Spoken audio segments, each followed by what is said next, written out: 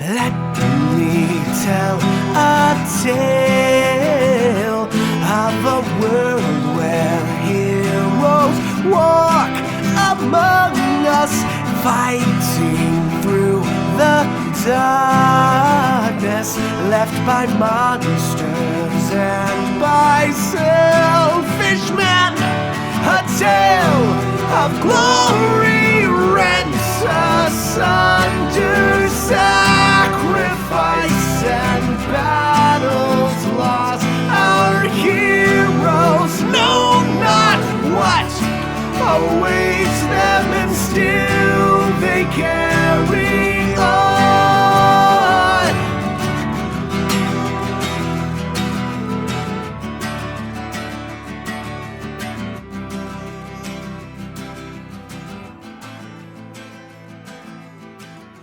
Yo, hello everybody.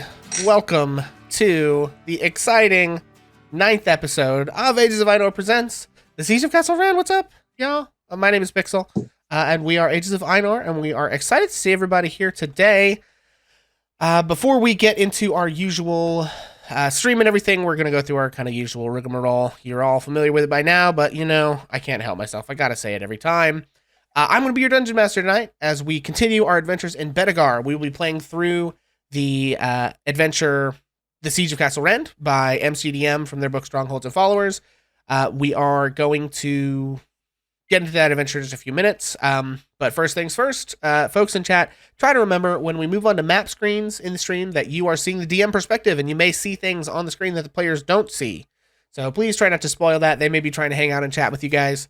And if you tell them that there's, you know, I don't know, an archlich in the next room, they won't go in there and then I won't get to kill them. So please, please don't do that. But in all seriousness, it could degrade their experience of being players at the table, which to us is kind of the primary thing that we're trying to do here. Secondly, please remember that D&D is a complex game with a lot of rules where we are improvising a story together as a group. So I may play fast and loose with the rules of the game. I may forget things entirely about the rules of the game. I may forget what an NPC thing sounds like. I may forget lore that we've already established, or other people may kind of mix up on things, or I may change things in the adventure to fit with what I think is fun or what the players have going on with their characters, all kinds of stuff. So if you all know like a ruling and we're trying to figure out what the rule to something is, you can let us know in chat, but please be aware that if we like go past it, we're not going to go back and change things. We're not going to like retcon stuff. You know, so just don't lose your mind. It's never been a problem, but just kind of try to make sure everybody knows what we're doing things Pixel. here. Yes. Pixel. Yes. What episode is this? One of our chat members says we're saying one thing, but she thinks it's a different episode. I'm pretty sure it's 9. Because there's okay. Oh yeah, it's the notification says 9, but it's actually 8, but it's actually 9. It's 9. There's 8 episodes on our YouTube of this, so I looked at that earlier today. So this is the 9th episode. My bad. Thank you, Cassie. Anyway, yeah. So don't try to lose your minds. We're not gonna go back and change things. Just be cool, and you guys always have been, but we like to lead with that. Thirdly, we want to keep this space as open and welcoming a place as we can to the extent that that's possible on the internet. So we do try to keep that internet toxicity BS to a minimum. So we won't be putting up with anyone being abusive or hateful, whether that's in chat to other viewers or players on stream regarding character choices, knowledge of the game or the rules, really anything else. I doubt that would be a problem here, but you know, we like to lead up front with that as well. Furthermore, I know some of you guys might have been here when we hit it, but we do have some upcoming kind of things going on. So this adventure, we have about 3 more episodes, we think, going on. And then following that, I'm going to be DMing a level 21 shot. And then Bonus Mom is going to actually be DMing an adventure of her own, just a quick little one shot. We did a channel points challenge, which you guys hit.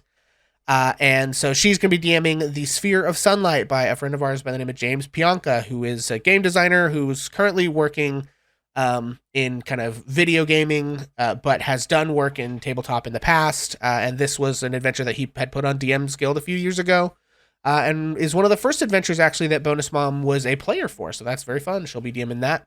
And then we'll be back with sort of the second half of this adventure, which is an adventure called The Region of Bedegar, which is set in the same kind of time and place in the same setting based on the information in the book Kingdoms and Warfare, which is kind of the sequel to Strongholds and Followers. So we're kind of doing these adventures back to back.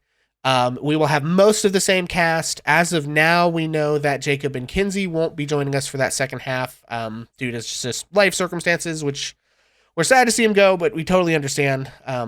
And so we will be bringing in a couple new faces, but we hopefully should have most of the same old faces you've been seeing for the rest of that. So that should be fun as well. So just be on the lookout for that. So that takes up most of our like September with the one shots, and then probably in October we'll be restarting the new adventure. So, and then a reminder, we do release the show on YouTube after each episode sometime during the following week. I try to get them up by about Sunday at noon, but that doesn't always happen.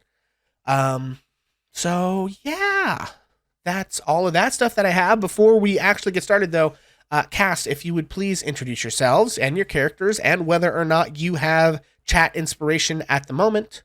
That would be great. So to start with, Bonus Mom. Well, hi, kiddos. I'm Bonus Mom, and I will be playing Perdita, who is a tabaxi rogue. And, well, I like my lunch, and I like to take naps, but serious things are happening, and I may have to change my ways. And, well, I do not have any chat inspiration. Thank you for asking. Excellent. Jacob.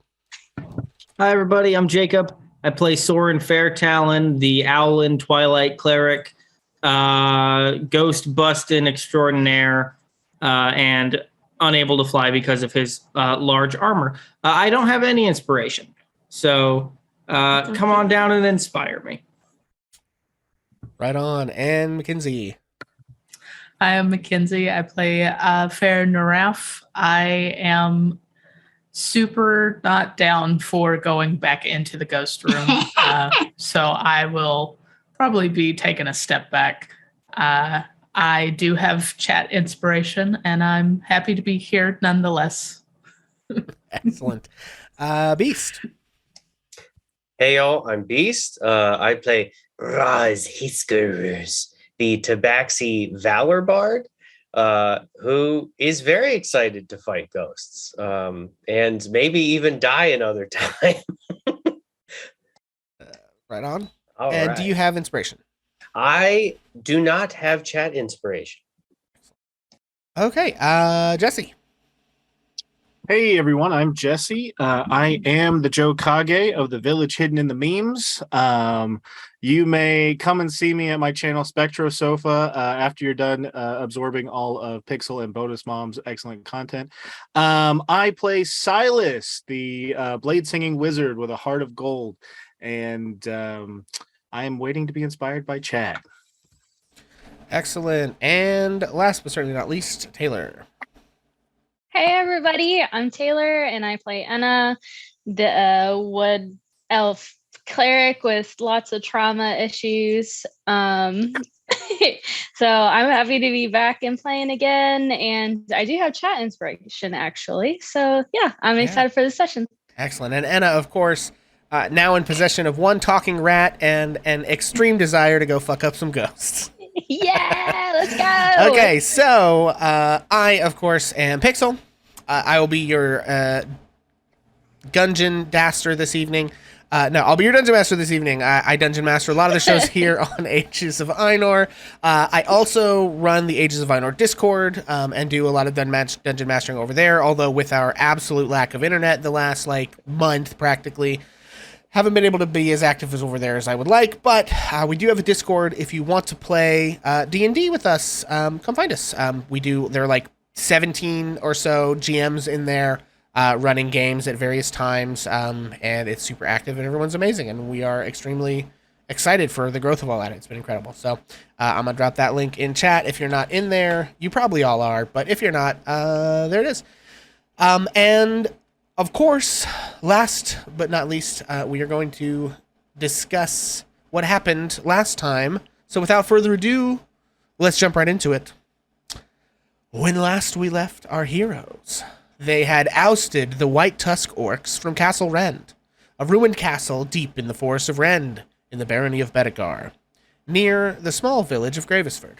They had saved Pinna, the hedge wizard from Gravesford, and discovered that the White Tusks, who had been hired by the current Lord Regent of Bedegar, Lord Saxton the Usurper, to kill the previous Baron of Bedegar, Lord Egrid Bedegar, had cleverly taken a captive when they attacked the Baron's keep in Bedegar City, the former Baron's youngest son, Edmund Bedegar. The White Tusk orcs had made a deal with our heroes to oust Lord Saxton and return what he had promised to the orcs before he backstabbed them. The Sanguinius Oriflame, a religious relic of the orcs that had been held in Bedegar Keep for several generations. In return, the orcs would leave the ruins of Castle Rend and leave Pinna and our party unharmed. After the orcs struck their bargain and left, the heroes began to investigate the ruined castle, discovering that the old ruin was home to undead spirits, a mimic, and ancient magics of protection, with which they would have to contend. After the party wandered off separately to explore the castle, Enna and Farron were attacked by irate spirits of the long-dead inhabitants of the keep down in the basement, and Soren was nearly killed by animated armor that resides near the ruined tower. Following this, they decided to do the rest of their exploring together. They found a hidden treasure chamber in the basement with the treasury of the ancient Blue Dragon Phalanx and several small other treasures, as well as an unfinished enhanceability potion, which they were able to complete, and a secret exit from the keep down in the northeastern corner of the basement. They also found a desecrated room, which the orcs were using for some kind of fell rituals.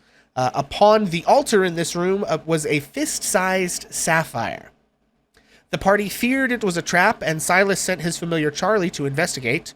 As soon as Charlie touched the stone, he was seized by a strange power that overwhelmed his tiny body, and he briefly gained the ability to telepathically speak with Silas.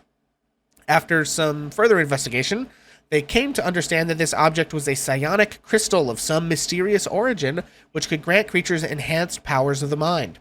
Silas suggested they see what effect this would have on Enna's pet mouse, Arrow, who gained the ability to speak when placed in contact with the stone.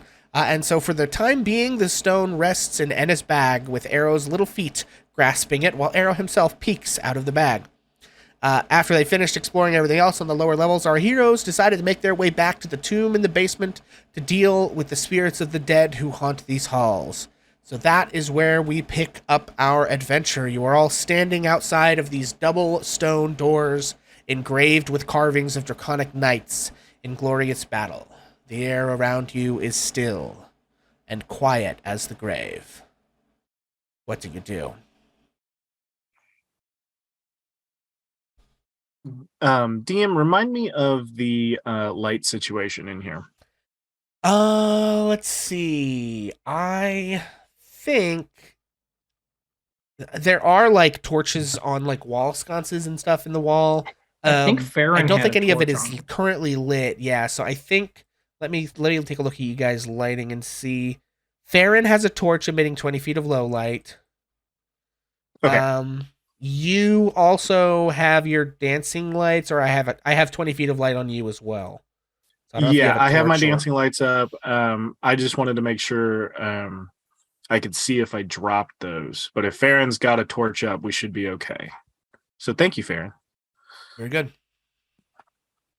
Okay, so you are dropping those then? Yes, actually. And if we're getting ready to prepare, I'm gonna juice some stuff up. So Yeah, so yeah, you guys are standing outside the door.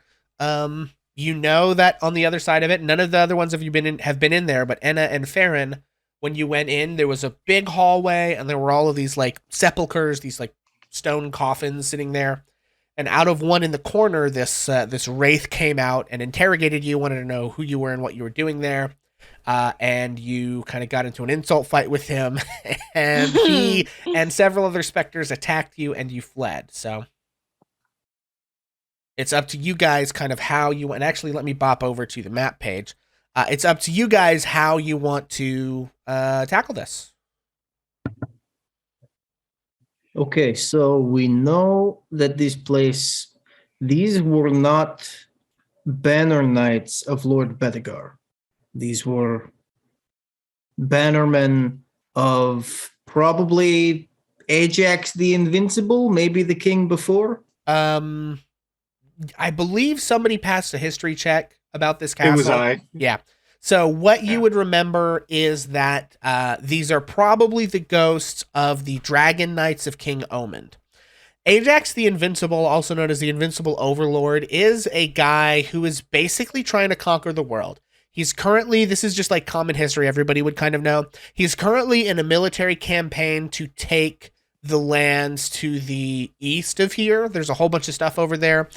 This was like the second area that he conquered. And pretty much what everyone remembers is the Dragon Knights of Good King Omund were considered nigh invincible for many, many, many years, long before King Omund, in fact. These Dragon Knights were around.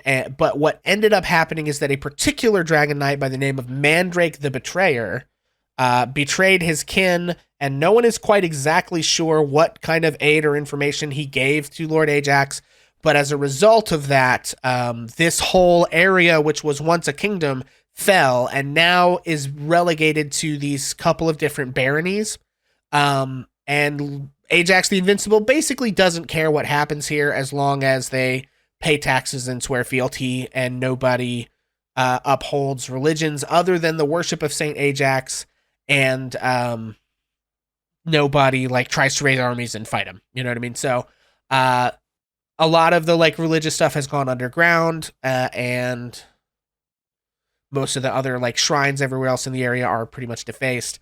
So that's kind of what you know about these spirits. That's probably who they are, is the dead Dragon Knights from Good King Omund. And this happened about 50 or so years ago. So longer than just about any of you been alive. That's what I was going to ask next. Do we know if Mandrake the Betrayer is alive? I think for that, make a history check. Okay.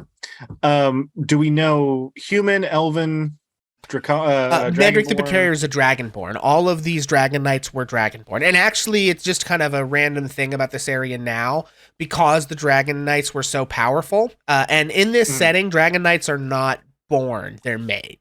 So it's almost like Dragonlance in that way. And so the knowledge of how to make Dragon Knights is extremely guarded.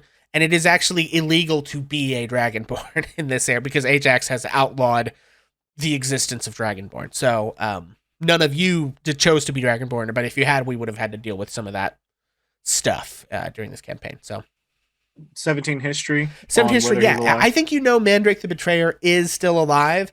And you would also know that he's got to be pretty old though for 50 years ago. Yeah, so there's something there. Yeah, is that there's like the idea that he's still one of Ajax's like top lieutenants at this point. So it's like, okay, he is living an unnaturally long life somehow, but no one would know how exactly that's happening.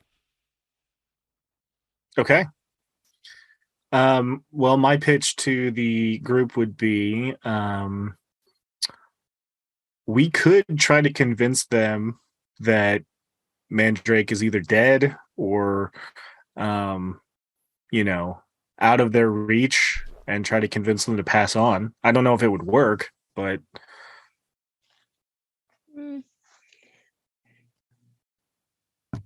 we could try that, but they're quite mean earlier. I said we just kill him for a second time. Is it possible to pull them on our side? I mean, I doubt that they would be privy to the thought of working for a barony under Ajax. Right. It may be I'm open to difficult hold them on ideas. our side. I'd prefer not to kill them again. Are we killing them or letting them pass? I don't know how ghosts work. Let's lay them to rest for good. I hear that all ghosts, when they die the second time, become ghosts, which are only ghosts to ghosts, and to everyone else you can't see them or hear them. Right. That makes sense. It's just like it's layers. It's like that play Inception. It's a ghost inside the ghost. You know that famous play? I thought you were going to say Shrek. It's like That's an what I thought you onion. It's like a parfait. Yeah. That More famous like an play, onion. Shrek. Yeah. Onions have layers. Ghosts have layers. All right, Roz, what was that old wisdom say for there, friend? Roz is very distressed. These arguments do not make sense to her. It's like a nosebleed. How could it be an extra ghosty ghost? That's pretty good. Thank you. Okay, well, yeah. I mean, you got a room full of ghosts, and you got a bunch of magic powers, or you got mouths. What are we gonna do? We could also just block this room off and leave it. Why would we do that? Because they were very clear that they did not want us in this room. We could just lock the door. But why? I'm not entirely convinced that they're like locked in there for sure. I think they're just staying in there for now. I'm worried that if we set this place up for anything, they may decide to leave and then come get us. This foul practice would not be a problem if you were civilized enough to consume your loved ones upon their death. They only linger here because their remains are uneaten and spoiled. How wasteful. So, if these were acolytes of Hercules, and we went and we ate their fetid corpses, would it unghost the ghosts? Yes, but it would cost you several lives. And I have only been aware recently that you have but few to spare. Just the two. Yes. How Okay, peculiar. so we busting these ghosts. We ghost busting. One vote for ghost busting. I That's must two ask ghosts. a question before we do this, if I may.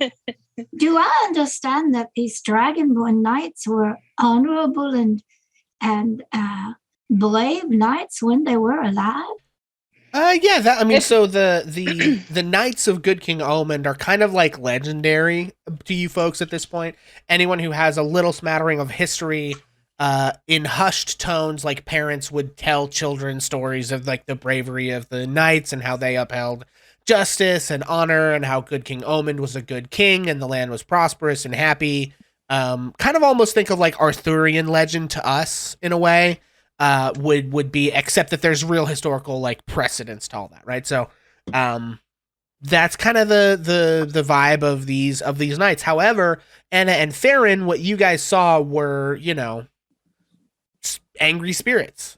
So, you know, you kind of have to reconcile that, right? You can, if you choose, try to negotiate maybe. They certainly had the capacity for speech. Although, you know, given the nature of your previous discussion with them, let's just say, who knows as to how open they'll be to that. Or, you know, you could just go in and people can make, if you guys want to know more about ghosts in general, you can try and make some Arcana checks. I would say the clerics and the wizard probably have a shot at having some. Actually, the monk too have some shots of having an idea of like what the deal is with undead like this. I'll roll it. 15. Okay. We got a 15. You other guys could make religion checks too. Okay, I was about to say, could religion solve this? So let me. That's a 22. Okay. Yeah, so with the 15 Arcana, you, I think, Silas, feel like the ghosts are sort of the spiritual imprint of people, and it happens for various different reasons. I think with a 22, Soren, you kind of understand, like, it is that classic, like, unfinished business. Like, there's something that's keeping them here for some reason. You don't know if it's just vengefulness and spite, or actual, like, something they want to have accomplished, or you wouldn't know, like, what that is. But Or that, rotten, like, unconsumed corpses. yeah, and that probably, like, that, you know, it is possible that there are good ghosts, but, like, most of the time it has to do with some sort of powerful anger or vengeance, or, you know, and oftentimes it will twist the spirit into sort of just this being of rage, but that they do have, you know, the capacity for understanding. I mean, if they could speak, like you intuit, like if they can speak, they theoretically can be reasoned with. So, but it's like trying to reason with somebody in the, you know, midst of an emotional outburst, right? Like it's not going to always be easy to do, but that they probably have clear motivations of some kind related to why they're here. So, Okay, so here's my plan.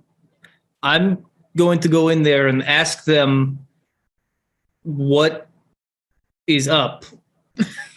Like, what something's getting them down. We got to get to the bottom of it. Probably being dead, maybe not being eaten. Gonna assume it's not that one, but it's on the table. And then if it goes south, you know, foobar, then I'll yell and you guys come in and we bust. Well, it occurs to me that if we did not rush in and you rushed out, we would learn something if they didn't rush out after us. Because Silas thinks perhaps they will, but maybe in the how we handle where we stand, we could find out if they could leave that room. They haven't seen all of us, so we could like take turns and just like cycle in. Just the new people keep coming in and trying to talk them down. Well, As I long as would they have think- goldfish memories. I would think the first one in should possibly not be Anna, since What? well, you Someone made that them hasn't been in there angry. yet. Yes. So maybe me, maybe. And I think Soren looks at Roz for a second and then turns over and says, maybe Silas. Maybe. Yeah, how about just for backup? Yeah, I'll go in with you. Maybe we can try to reason with them and at least see where they stand. And yeah, whatever happens, happens. You and me, it doesn't work out, we'll leave, and then the And then Perdita it and is Rose can my take care of it. turn. Yes, and the feasting upon the corpses can begin. Well, sounds like that's about that time. Let's go. Let's go. No, not all of it. Not Not you, Anna. No. Ugh. wait, so are we going or Fine. not? No, we're standing back, but I'm 5 minutes. God damn it. 4, 3, 3 minutes. If you keep counting down, we have to 2. 4. Go inside. Okay, come on, Silas. 239, Yeah, I will follow. 238, 237. It's okay. Perdita It's is okay. going to move towards Farron and say, Farron, do you want to stand directly in front of the door? Or do you want to step away to the side? 227, I'm 226. absolutely moving closer to the other door that's down the hallway. So if need be, I can like hop into the room. All right. I will stay where I am. I am sort of between you and them then. Roz friend. sees Farron backing up. Ah, yes, you are preparing for the twin serpent strike. Yes, you must have good vision and distance. Yeah, absolutely. And as all of this takes place outside, distantly or behind you, Soren and Silas, you hear 212, And as you do, you see in the dark corner of the room this ghostly shadow sort of begin to seep out of the sepulcher in the corner. And Hail, Dragon Knight. it sort of begins to float at you. Hearing your words, it slows down and says, "Why are you here?" We have come to help soothe your passage into the next life.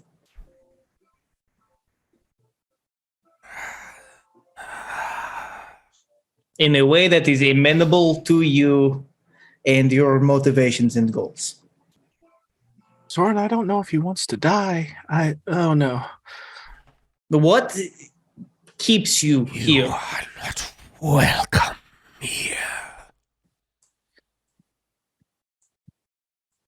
Well, that hold on. Silas, you take the lead. Silas just kind of pats the large owlin on the shoulder. He goes, 1 second, and you hear Silas start to speak Draconic, which sounds to Soren a bit like, but he says to the spirit, "Hail, honorable Dragon Knight. I understand you were betrayed. I understand your vengefulness. What do you seek? Why do you linger?"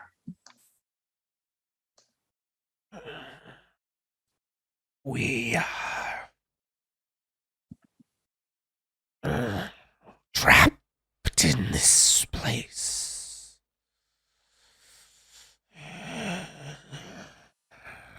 He'll continue in Draconic. We would like to free you. How are you trapped? How can we help? Do the orcs still walk these halls? We have dispatched the orcs. They are gone. Good. Interlopers. Not welcome.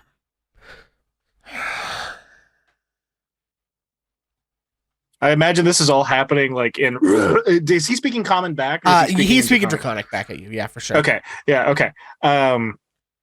I will say, yes, interlopers. We were able to have them leave. We would not sully your place of rest with people you do not welcome. However,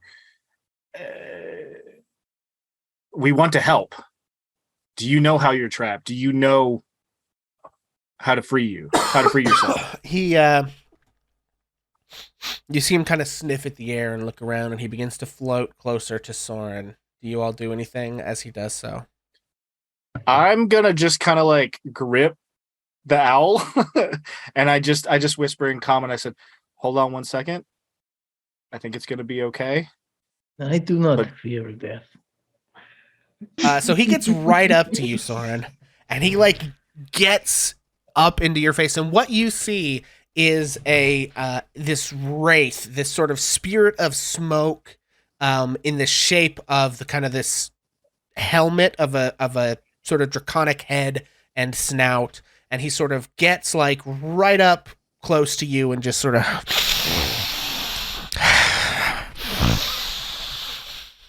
you have the smell of spirits about you. I'm sorry, can you say that again? There was a little bit of ghostly interference. You have the smell of spirits about you. I am a devout priest. There is a taint here in the shrine. If it can be reconsecrated, we could be at peace. The taint in the shrine to Saint Gaede, the Confessor. Yes. Upstairs. In the southwest room. Directly above us now. We will dispatch the taint. This I promise you. Good and honorable Dragon Knight of King Omend. And he sort of leans in very close. And then he's gone. Soren tries to smile. And then he's gone. He just sort of vanishes. I'm It's kind of like a going poof, just to. sort of, it's just like the smoke just sort of like dissipates and the spirit is gone. I'm going to give a very low, very respectful bow, and then kind of raise up and be like, "Let's get the fuck out of here!" And like, Yeah, Soren does the I guess the catechisms method of like the Holy Trinity, whatever that would be. I think it's probably just Naruto hand gestures. Yeah, it's yeah. And steps out. Okay. So you're not 65. dead. 64. 63. okay, we got it. So what happened? 62. We got to play with the dragon's taint, right? 61. No, what? There is a taint, not like the gooch kind, but like the bad kind, God. in the room above this crypt here. So we need to go taint? upstairs. Yes, like a poisoning. A spiritual wrongdoing. You're telling me this guy? They're trapped. They can't leave. They're stuck here. They want to be free. Well, maybe if they weren't so mean earlier. I mean, did you initiate maybe a little bit of violence? Nope. Okay. Nope. Not at all. See, Baron did a little like puff, like blew in the hair. That All right, so if we fix this, they're gone. they will be free. Whether that is free to But leave what their happens room. when they free? When they're in the castle? Yeah, are they gonna roam the halls like that kind of free, or do you think they'll like leave? I think that they would be. Can they Free even go to outside? ascend Can to they their even new go life. outside?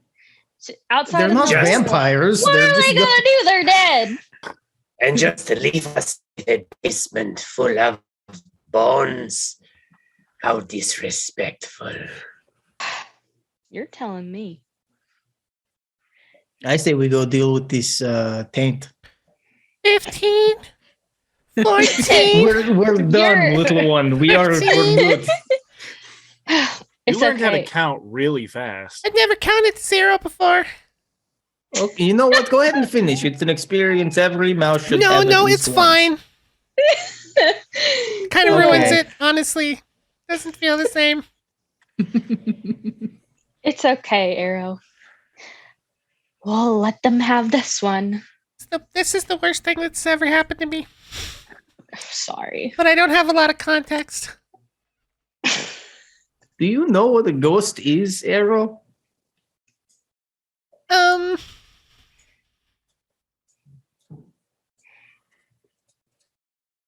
You know, I don't want to get into it about like mortality and things. That feels like a lot. You're technically like Yeah. you, so let's avoid talks of mortality and the afterlife and death. That's a story for you and Anna to have another time. Okay, upstairs to the tent. So you're telling me it smells bad in here and we gotta get rid of the smell for these little ghosts, for these ghosties? Like Well, a the taint's not going spiritual to smell much scent. better, to be honest. Oh, holy saint. Well, saintness. This is ridiculous. Okay. And his accent is killing me right now. Okay, friends. I'm feeling lower than a snake's belly button. There's a snake in my boot. What in tarnation? Okay, friends, let's see. Let me, do I have you guys? I do. Huzzah, you're over here. Okay. Move everybody. over there. Nope. Oh my goodness. Plunged into darkness. Darkness. Okay. This Hello, version of Charlie darkness, is my not old there. friend. Oh, we Okay. didn't bring a snack for Garks. Well, Unless Isn't this- Tea Leaf is back. We've been That's down there a true. couple hours. Okay, so you all come back up the stairs. You are in the upper level of the keep. I have tried to get rid of some of the dynamic lighting on some of these places. I think there's parts of it that I kind of can't without like ruining everything. But just to make it easier for you guys to sort of see what's going on in some of these spots of places so you've where like is been this before. problem that we must deal with, Silas? Well, It was in the shrine. yeah, behind our friend Garx Brooks, there's a shrine. We must, from what I understand, clean the taint, and the ghost will go away. We're on janitor duty. I mean, is that where it would be from like the tower down? I don't know. I don't know if this map is a 1-to-1 ratio to the basement. Yeah, so you would know directly under these stairs, you kind of came out into the hallway and went south, and then immediately went left, which you get, but you don't know the full scope of that room, right? You went in there, you saw it's like 20 or 30 feet inward, and then it cuts left and south again. So it might have gone into the Garx Brooks room. I mean, there's nothing, because like you guys have explored these other rooms up here, right? The kitchen, at least, yeah. So armory. you, I think, have explored both this kitchen and this like training room or whatever, and you know that there wasn't anything in there that seemed like it could have been a shrine or anything like that. So geographically, it probably is one of those rooms near where Garx is, basically. Okay, so we have to get the food from Tea Leaf, and that will distract Garx. Or we could feed it something else that is alive, made of meat.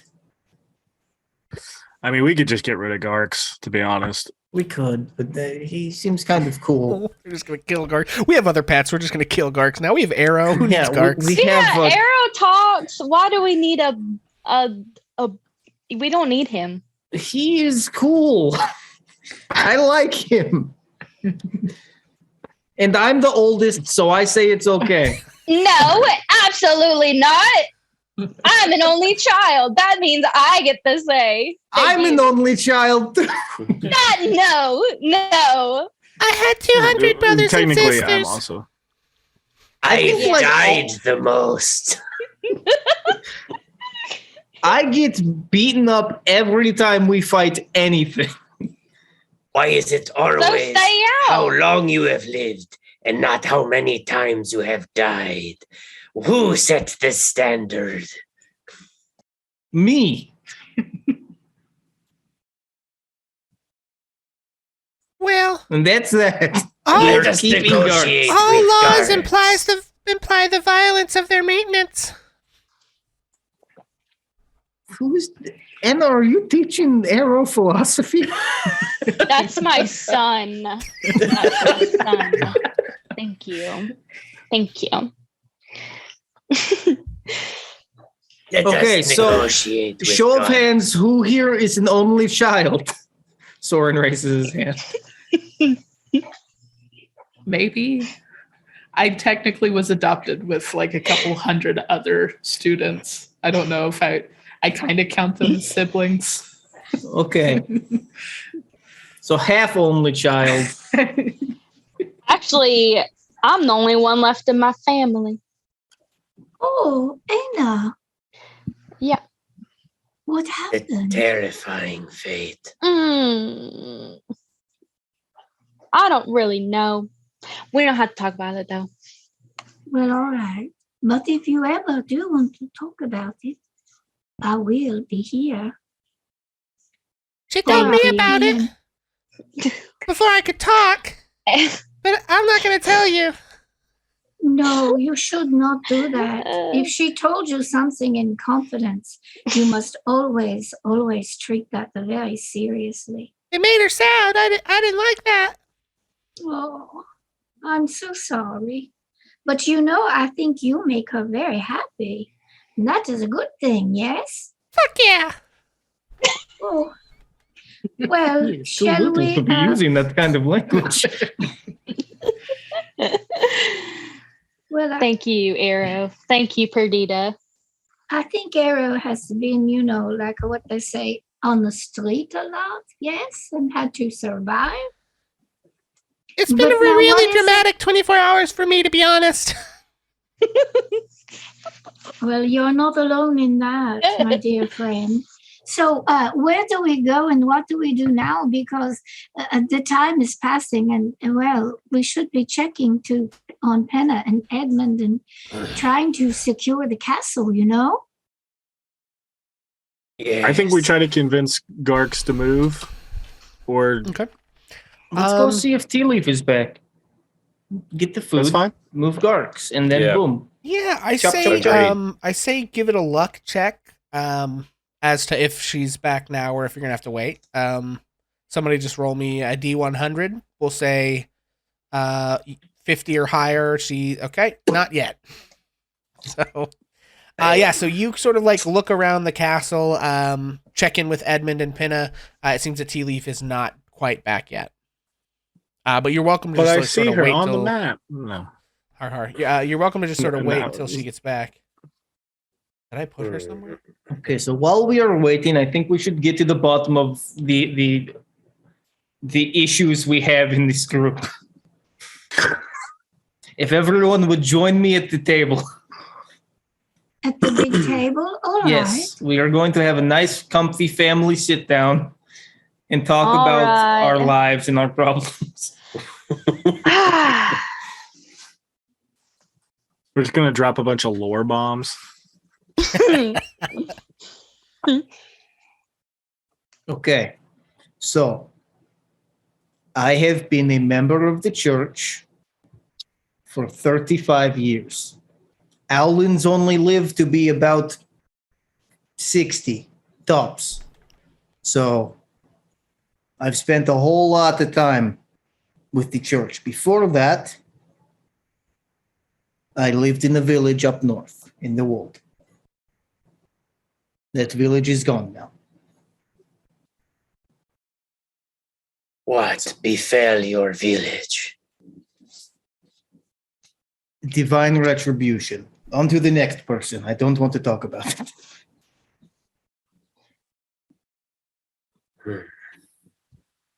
If yours was a retribution of divinity, then mine perhaps was that of fate.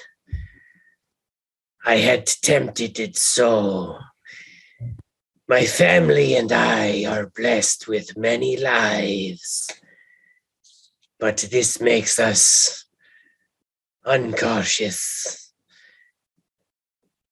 We grew too prideful. We thought ourselves truly invincible, taking jobs for ever more prizes, wealth beyond measure, believing ourselves to be above the rest, truly the greatest family of mercenaries ever to have lived. And one fateful day, my hubris got the best of me. My beloved sister, I convinced her to rush forward and attack. A genie, Maku, the undying flame. He has a scourge upon the desert, destroying countless caravansary, priceless to the local Raj, who paid us handsomely. But we were fools to accept this, what you may call in your tongue a suicide mission. I fled. I left my family to die many times. I am a coward.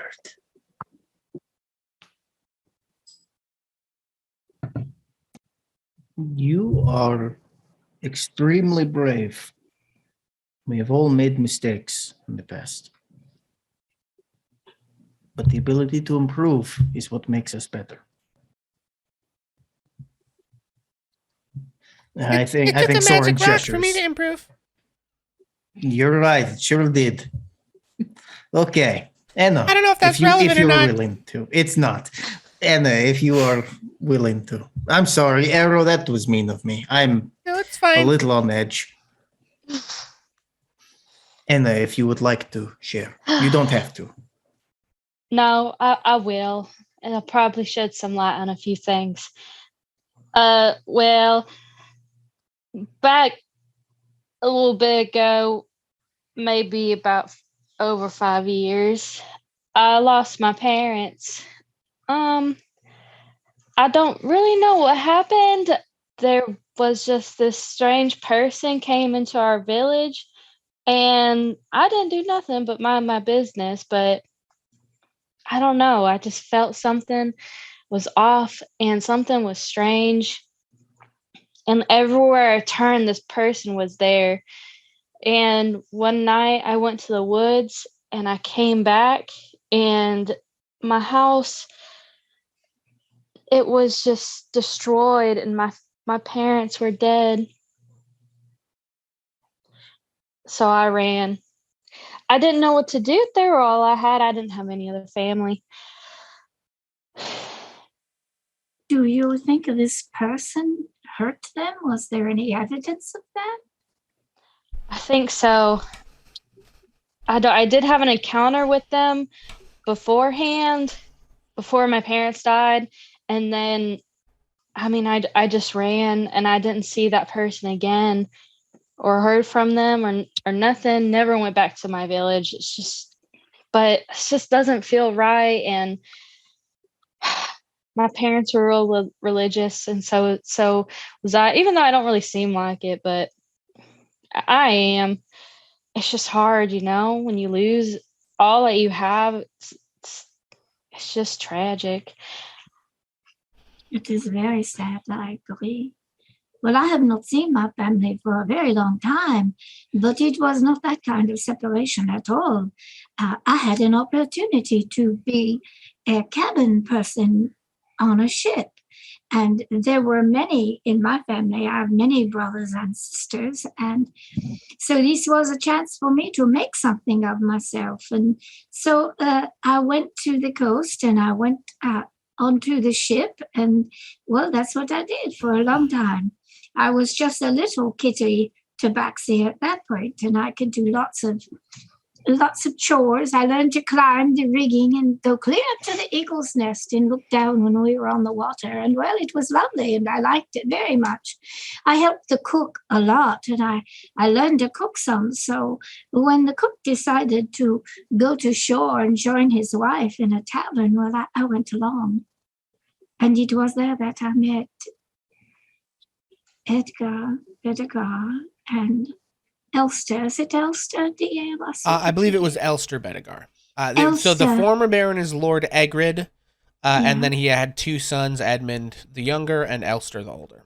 So I met Elster, and he was very charming. I liked him very much. He would come to the tavern, but I think he flirted with me. I think he did. And so then one night, someone was attacking him out behind our tavern, and so I had a bucket of slops, and I threw it at them, and they ran away. And Elster was very grateful, and we became friends. And I worked for him for a long time. I don't think Edmund knew, but I was a spy for Elster. Elster knew the day would come when he would have to take his father's place, and he was preparing and training himself, and well, I helped until the orcs murdered the family. I was not there that night. Farron and I had gone back to the inn and were having a good time together. We had known each other for a good while, and after we separated and I went back to the castle and saw what had happened, I really lost, well, I lost everything. I lost my best friend and someone whom I dearly loved, and I think I lost myself a little bit too. And perhaps you did, Anna, when your family was murdered, and perhaps you did, Soren, when your village was destroyed for that reason that you cannot say, but I think we can guess. When we lose what we love, it makes us empty inside, and I've been empty for a long time.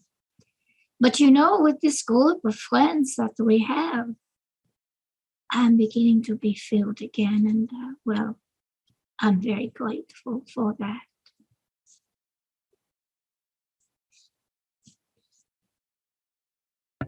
Thank you for sharing. I feel that I have dramatically undershared in comparison.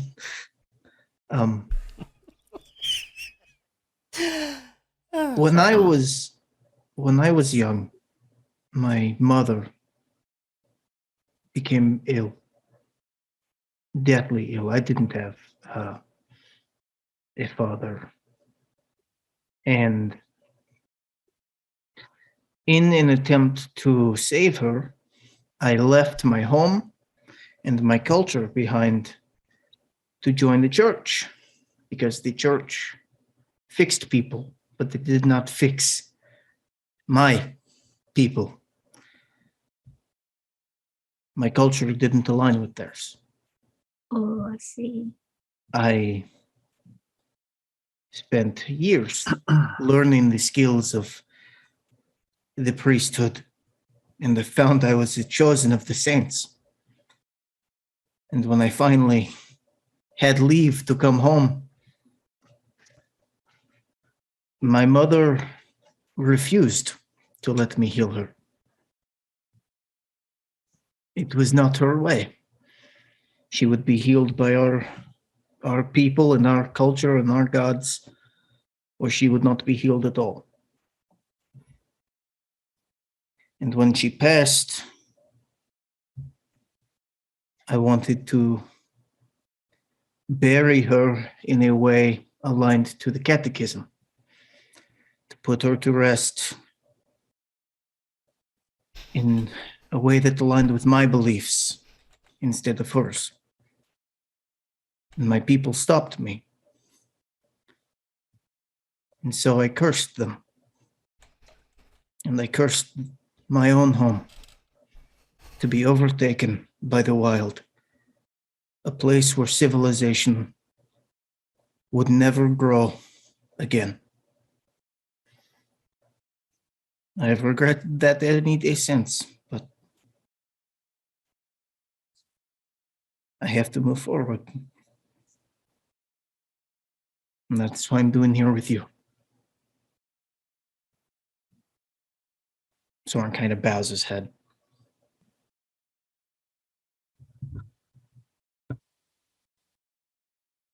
We often lose the things we love the most out of fear, but it is the fear of losing them that causes their loss. So we must fight fear in order to love. And in fighting my own fear, my family begins to grow again.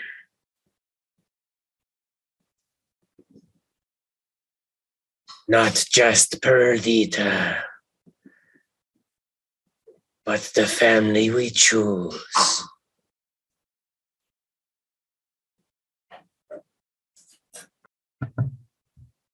Aaron, Silas, would you like to share?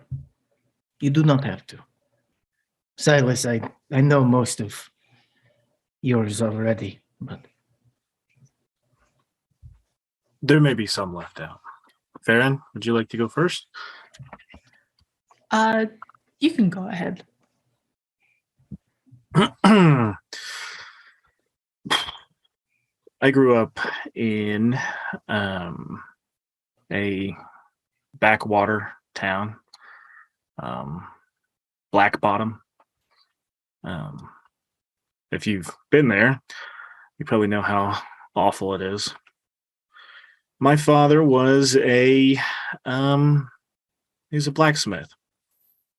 And he was a drunk. I think he blamed me for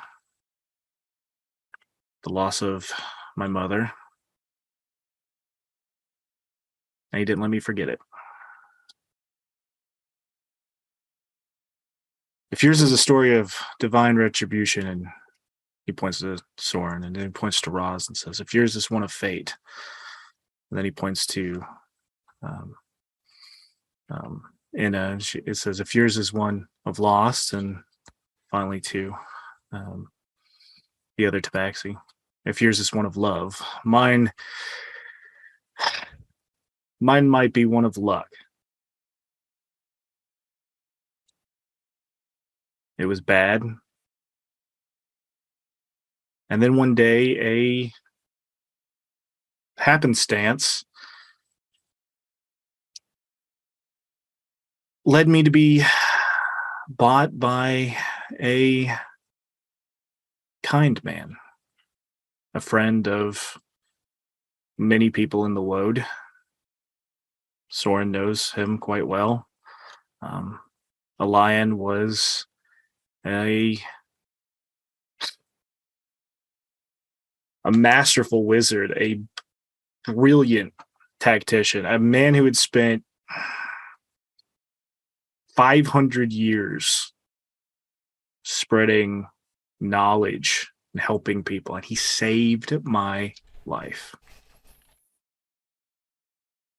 And somebody took him from me.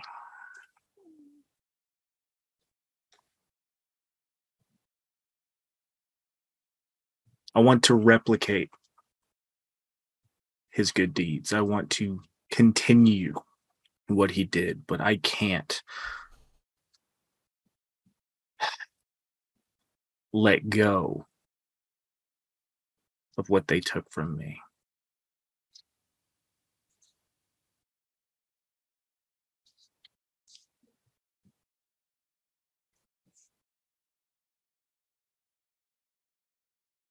At that point, he just gets really quiet and just trails.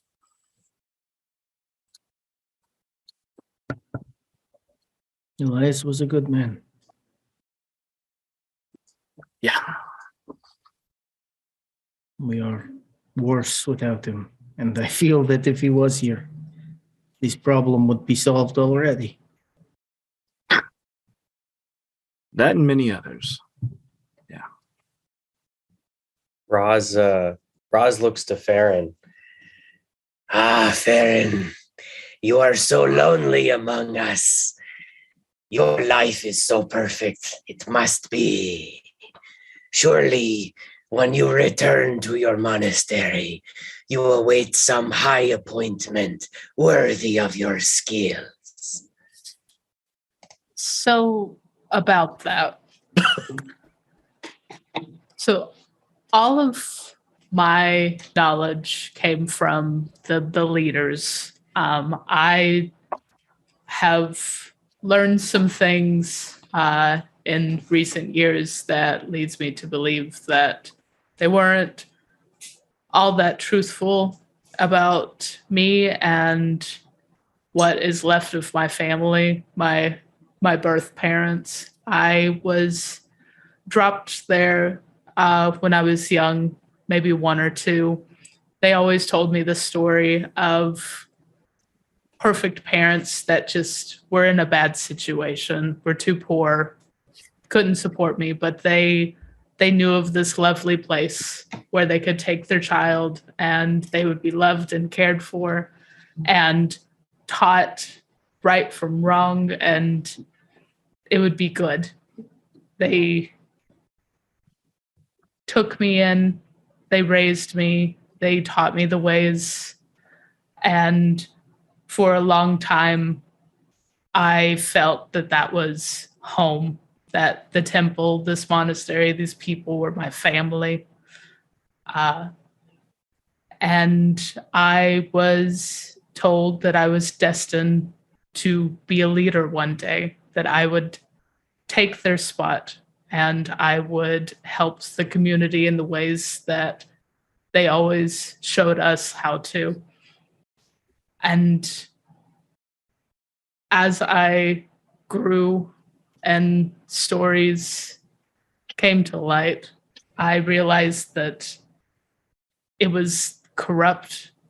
All of the leaders, they were using us to show the community that they were good, but behind the scenes, they were using them for money, for power, to be something that they told us, that they taught us never to be. I had a mentor that I loved and was taken from me, and I don't know what happened to them. They left one night. I was told that they left one night, never to be seen again. And I think that they did something. I think that they knew that they knew too much. And I worry for their safety and if they're still out there somewhere. I learned that they were these corrupt people, and I lost my way. I left the temple. I left everything that I knew, because if they were bad, if they were doing all of the things that I had learned they had done, I wanted no part, but that left me without a whole world. I was lost and alone, and I traveled for a very long time until I eventually found Perdita. And we worked with one another for a long time. She taught me some wonderful things and told me about her life, and that eventually led me to you guys. And I'm feeling that sense of peace again. And I believe that you guys are wonderful people, and very glad that I have found you guys on my way to whatever's next for me.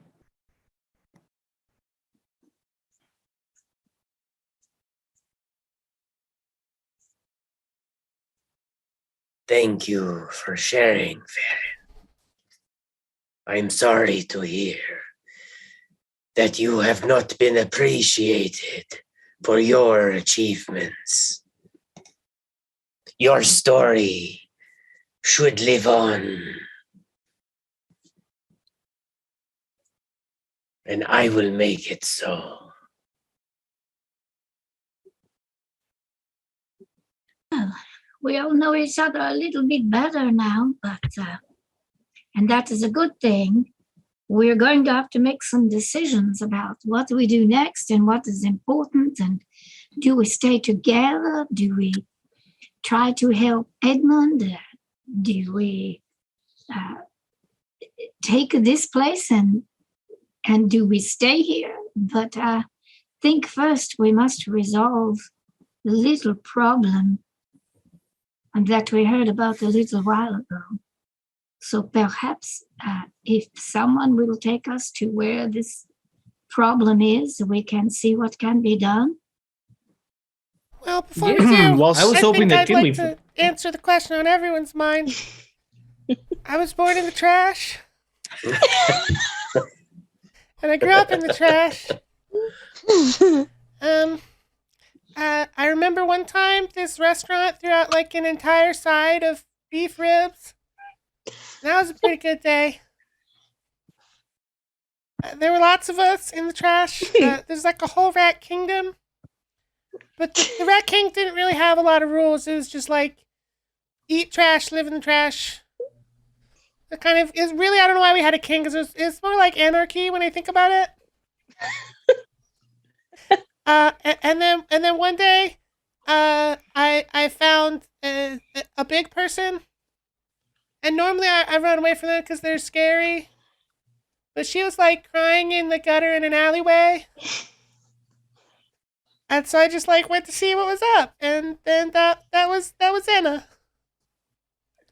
And then she picked me up and smiled and put me in her backpack and washed me off. And then I lived in Anna's backpack.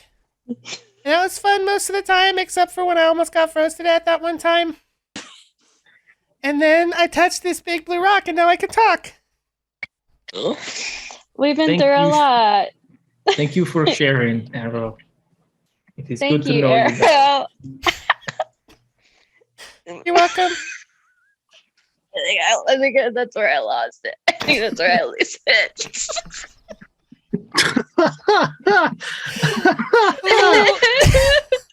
Well, maybe we should get Garx in here and get him to share. Maybe that's how we can get him to leave his post. Yeah. Let's go try and see if we can get him in here. Garx, Garx, come here. We are bearing our swords. Okay, well, if I remember correctly, Garx only speaks Abyssal. I think it was. Yeah. Soren. I think. Is that the? I think he ended up speaking 2 languages. And I think Abyssal Intro. Was it? I No, think it might have been was- primordial. It was or was Orcish. No, it was Orcish. It was Because, Orcish because he obviously Because speaks Orcish. Perdita. But, yeah. Okay, who all is coming out here to get me to convince this living box to share its backstory? Well, if we're going to do it in Orcish, I guess I had better go. I believe in you. Oh, thank you. Here, before you go, take some guidance and cast guidance. Give Thank an you extra very D4. much. So, Perdita gets up slowly, ever so slowly, and walks towards the main room where Garx is sitting there. Yes? Yeah, so you open the door and open the big double doors on the hall and see sort of the fire pit, which is probably burned down at this point. And in the corner, you see Garx just sort of like. Oh,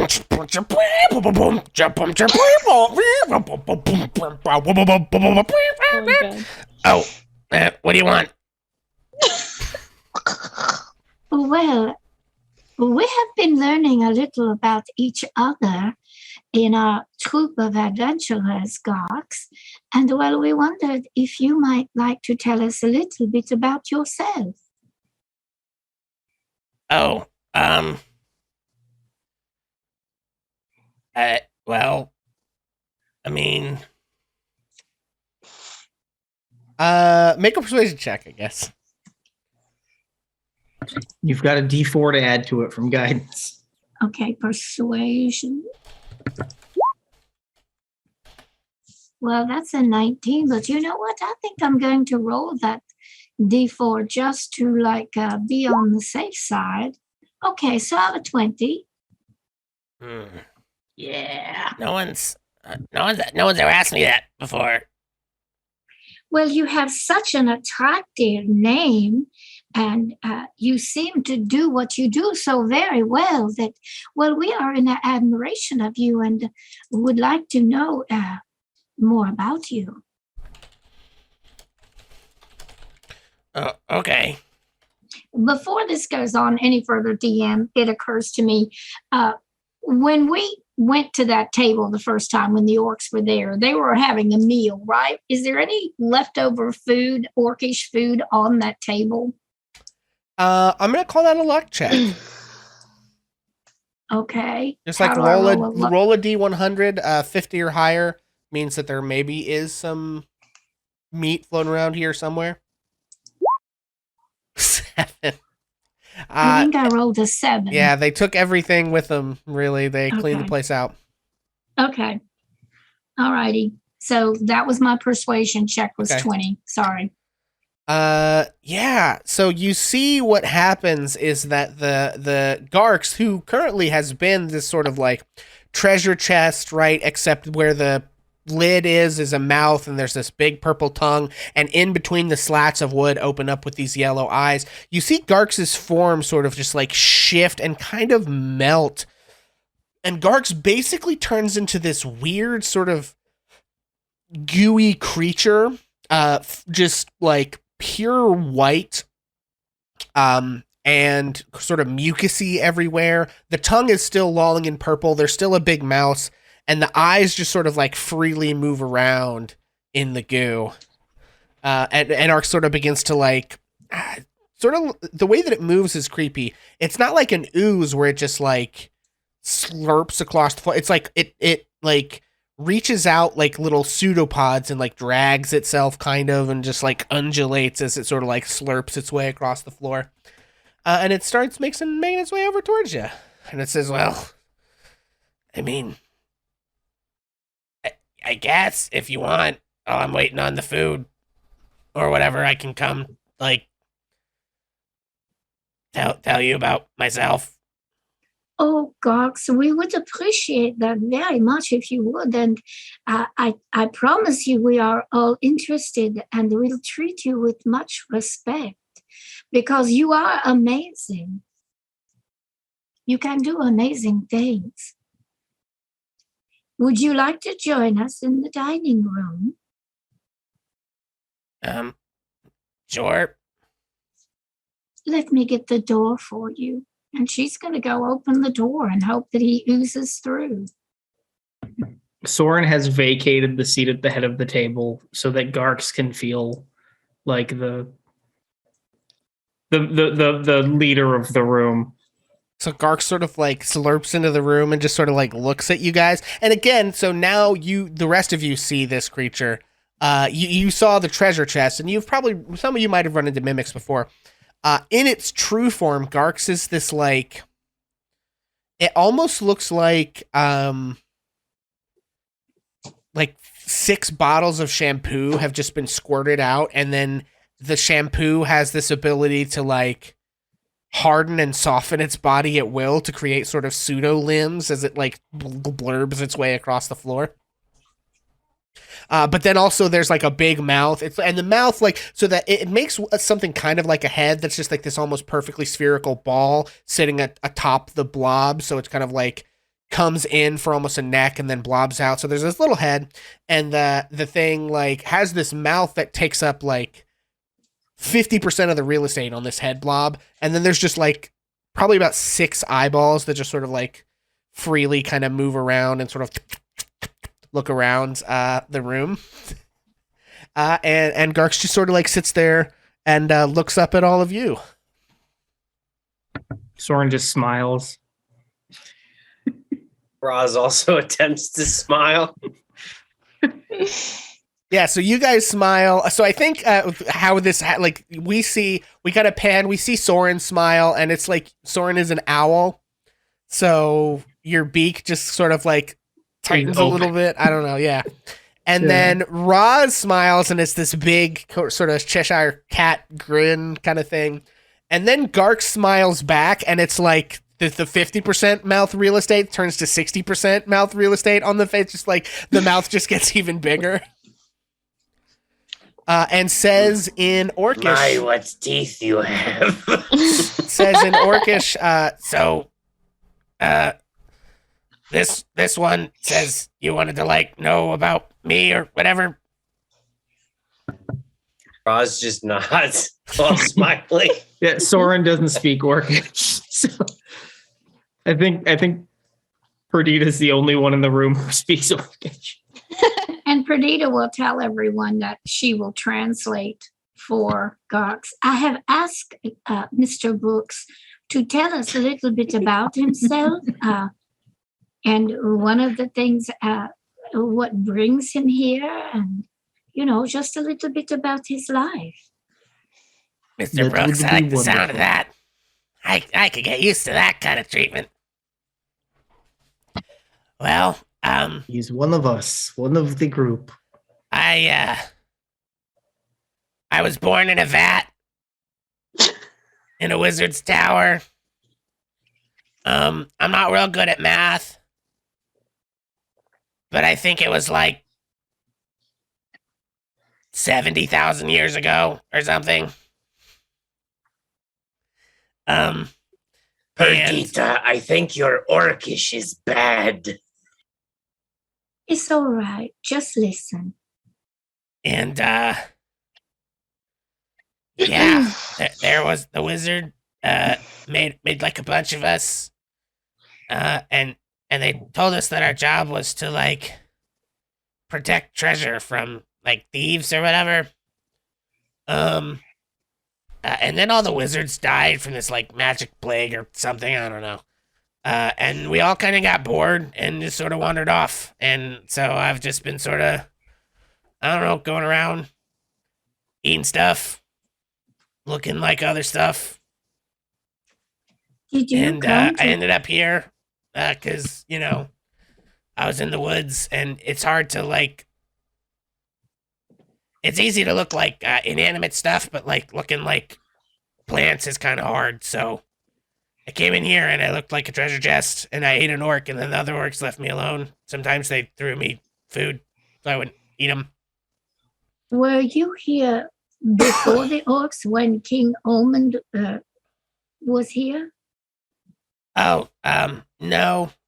Well, so I found this place after it was already kind of busted up. Oh. I used to live in like, I mean, there was like a tomb kind of a long way away from here. And then this one time some adventurers came in and I wasn't the only one that lived there. And so they actually killed the other one.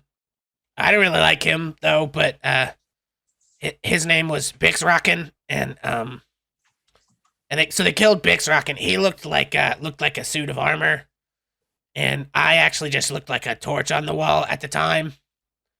So I kind of knew that they were like too tough to tangle with, so I left Bixrockin to die, and I ran away after they left the room. And then I was just like outside for a long time, kind of sort of turning into stuff and hiding and eating things. And then I found this big stone place, and I was like, that looks like a pretty good place to live. Well, I think you are very safe here. This is a good place for you.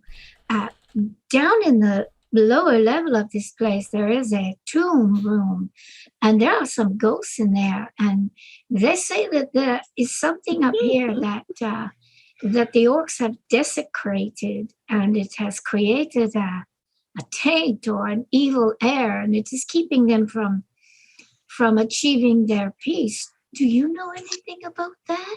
Oh, yeah, the orcs didn't do that. Oh, do you know who did? Well, that it's actually not that far from that other room that I was sitting by, but like, there's just some bad vibes in there. I don't know. I mean, they don't really mess with me because I'm like technically not a person or whatever, so I guess they don't really see me as a threat. But yeah, the vibes in there are real bad. The orcs didn't go in there either. That room back there behind where you were sitting? Yeah, the one in the southwest corner. But you don't know what it is. No, I never saw anything in there, but it... Oh, Gox, you have been so very helpful. And I'm going to take a moment to tell all of my friends what you have told me. But I want you to know, my name is Perdita, and I am always going to consider you as a person, very definitely. Oh. And so then Perdita translates for everything he said. Cool, that's very flattering. I mean, it is kind of like a category error, but, you know, technically, that's cool. I think it's just a sign of respect, so we'll roll with it. All right. What is your favorite place you have ever lived, Mr. Brooks? Oh, so one time, I lived in like a pocket dimension inside of a whale. And that was pretty cool. Oh, you have had an amazing life. Yeah. Well, I think It was we're unfortunate because eventually the whale sort of exploded when it tried to shit out the pocket dimension. Oh. And so then I was just kind of in the water with a bunch of whale shit and 40,000 tons of dirt and the other stuff that was there. So that was less fun. It was kind of like a real high followed by like a real low. You know what I mean? It definitely sounds like it. Yes. Well, Thank you for sharing. Honestly, you're the nicest people I've ever met. Most of the time, people are like trying to fondle me and take treasure that I don't have, or kill me or whatever. I can just guarantee you that no one in this group of people will ever try to fondle you. That's Would you existent. like to- Blurb, blurb, blurb, blurb. Eyeballs sort of swimming around in his head. If you Are you sure he said fondled? He said fondled, Roz, back off. I think we're going to have to tackle this thing if we're going to have peace in this castle. There's this one more last little thing I think we have to do, and then, well, perhaps we can make some plans. You know, I don't think that that we can assume that we are safe here unless we do something about this place to reinforce it. Mr. Brooks, we will get you something to eat just as soon as we can. We have sent someone out to help with that. Fuck yeah. So, Dita, can you ask Garx if he has friends? Oh, I will. And I did. And what did he answer?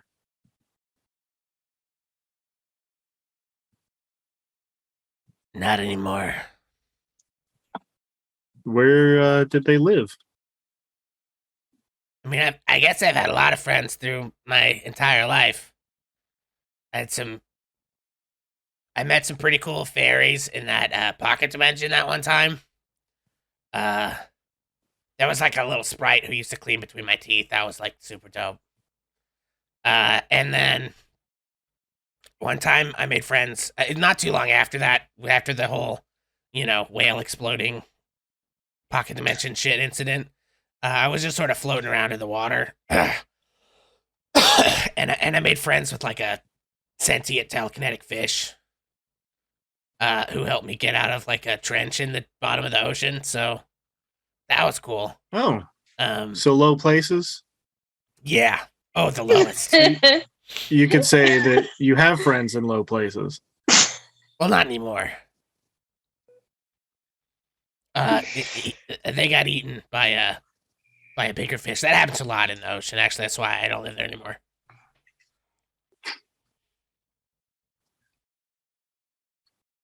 Okay. I mean, you know what they say? There's always a bigger fish. Am I right? they do say that. I feel like one of those little like jizz blob hands came up for a high five and it was not reciprocated. Absolutely. Nobody. No, and he just sort of high fived himself. All right.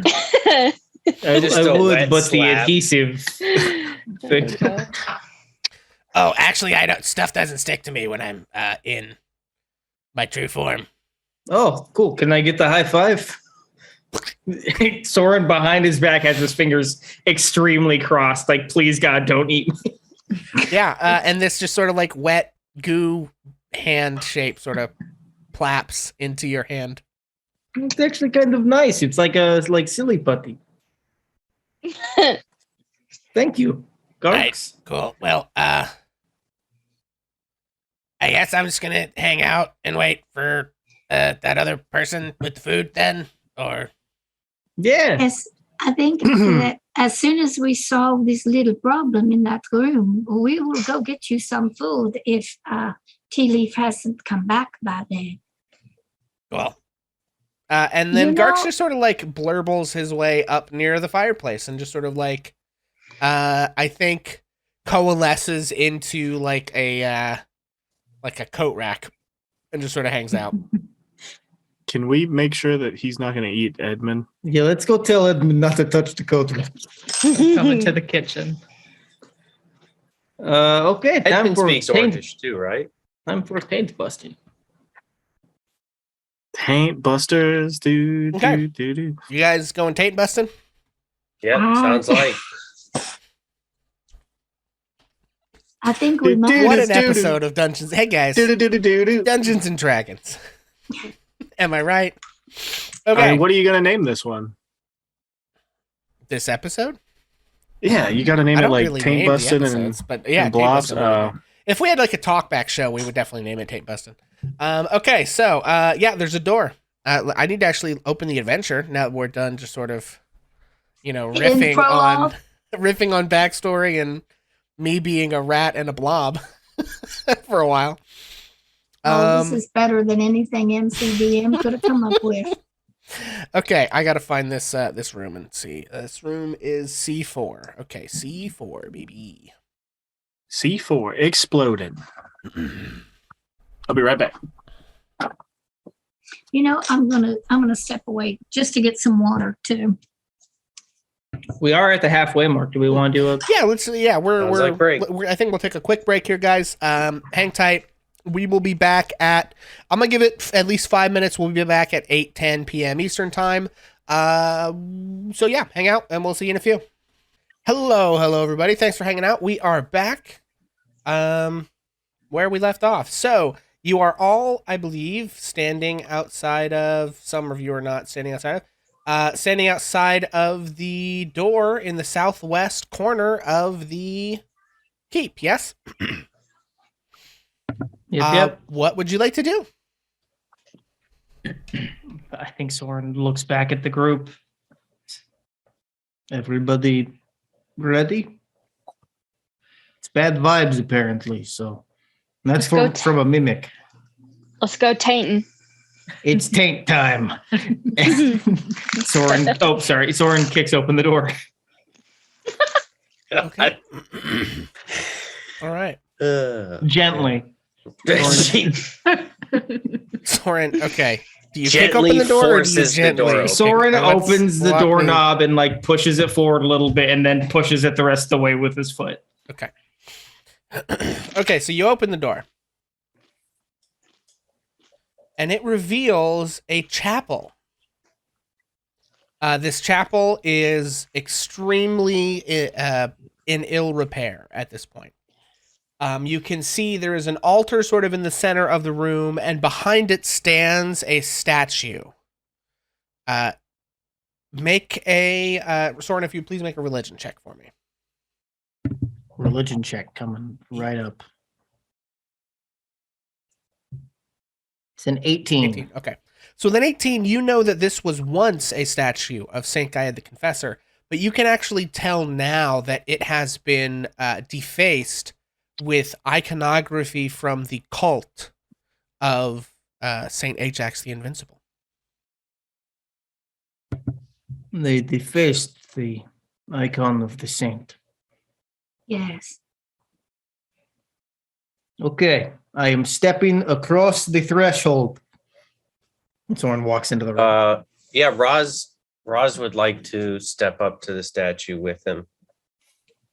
Okay. Adita moves into the outside of the doorway, but does not go into the room yet. Does Soren feel any kind of like evil presence here? Like if Garx could feel bad vibes in this room, is there some kind of Yeah, so it does. You feel this like just sort of powerful presence. You definitely feel like you're being watched in here. Roz looks up to the statue's face, and Somehow. I don't know if Muted? I've been muted this. You guys can hear No, me. we I don't can know. hear you. Well, you Oh. can hear me, but stream is a different matter. Oh. If stream couldn't hear me, I'm sorry, but I think we got it fixed now.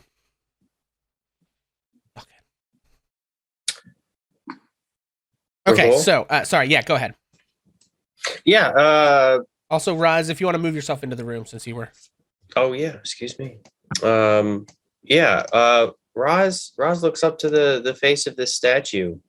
And is it the face legible, or is it just crisscrossed with graffiti and etch marks? It's really strange. You look up at the face, and the space around it sort of begins to warp and shift.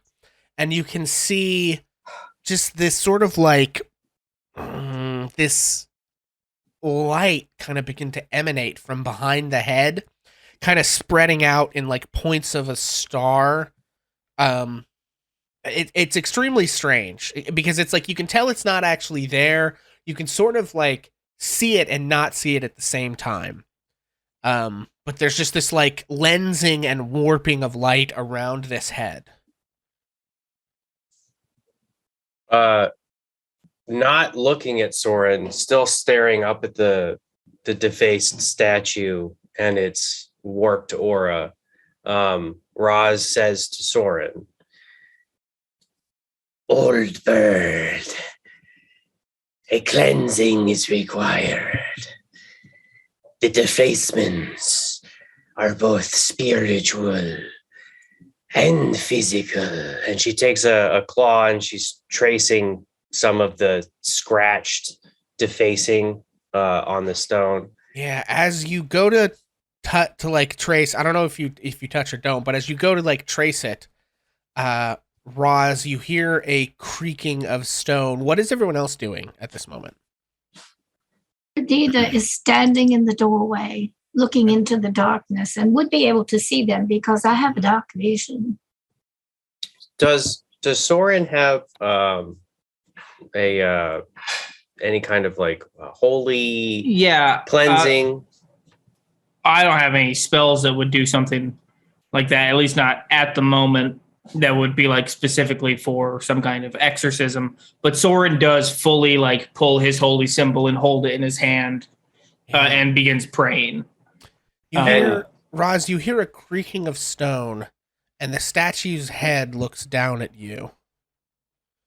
And begins, like, you see this lensing and warping, and then almost overlaid on top.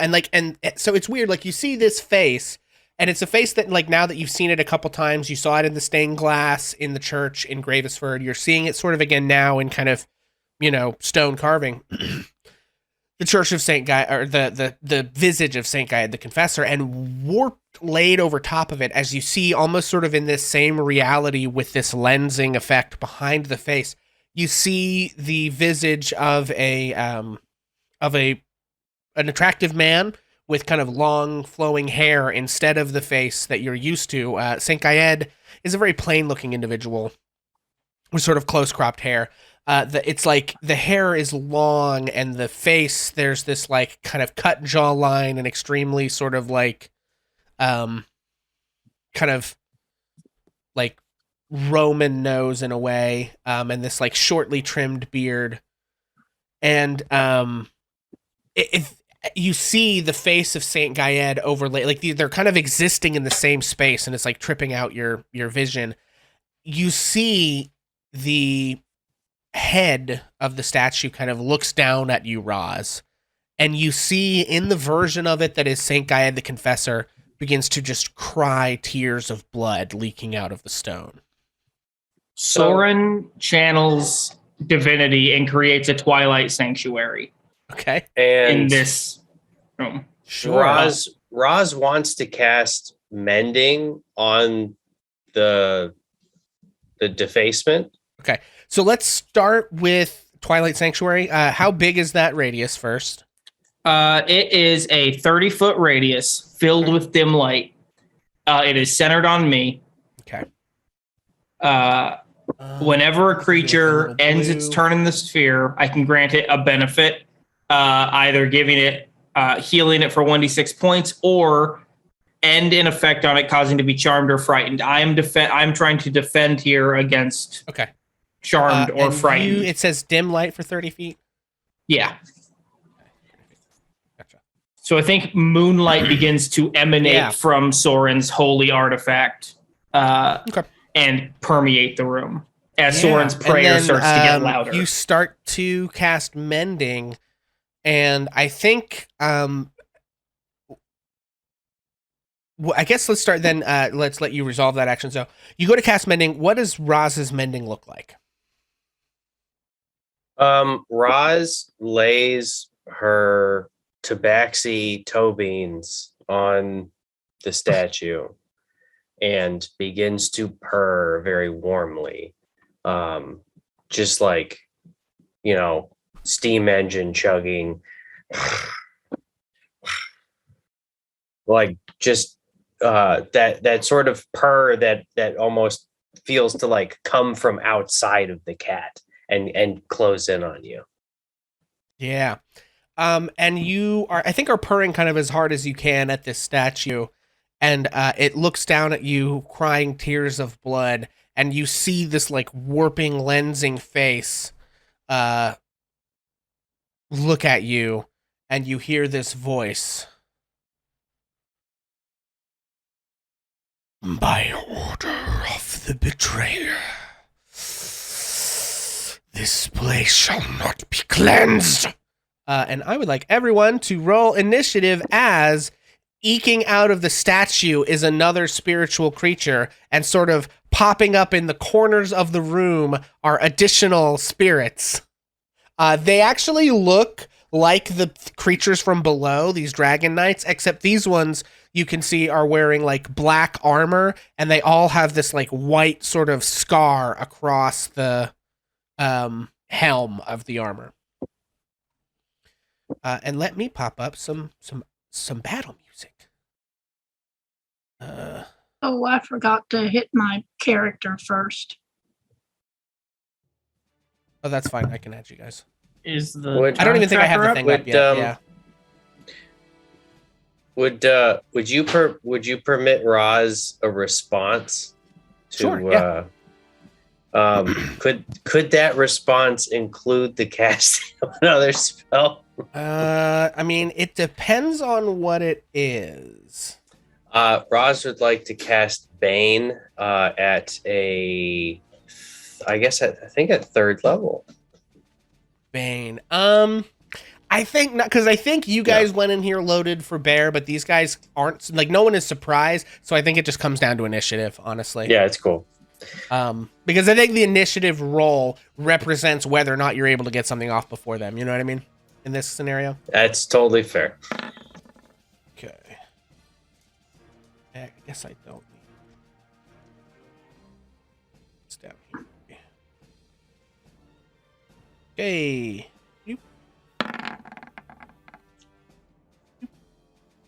Stand by, everyone. We've got to roll initiative for a bunch of specters.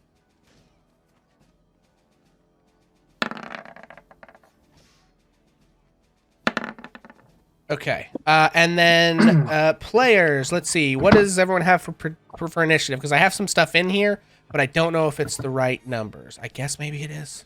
Soren got a 16, Farron got a 15. Oh, no, it looks Vegas like is they are. right. Yeah, they are all right. Okay, cool. Okay, so Perdita at the door.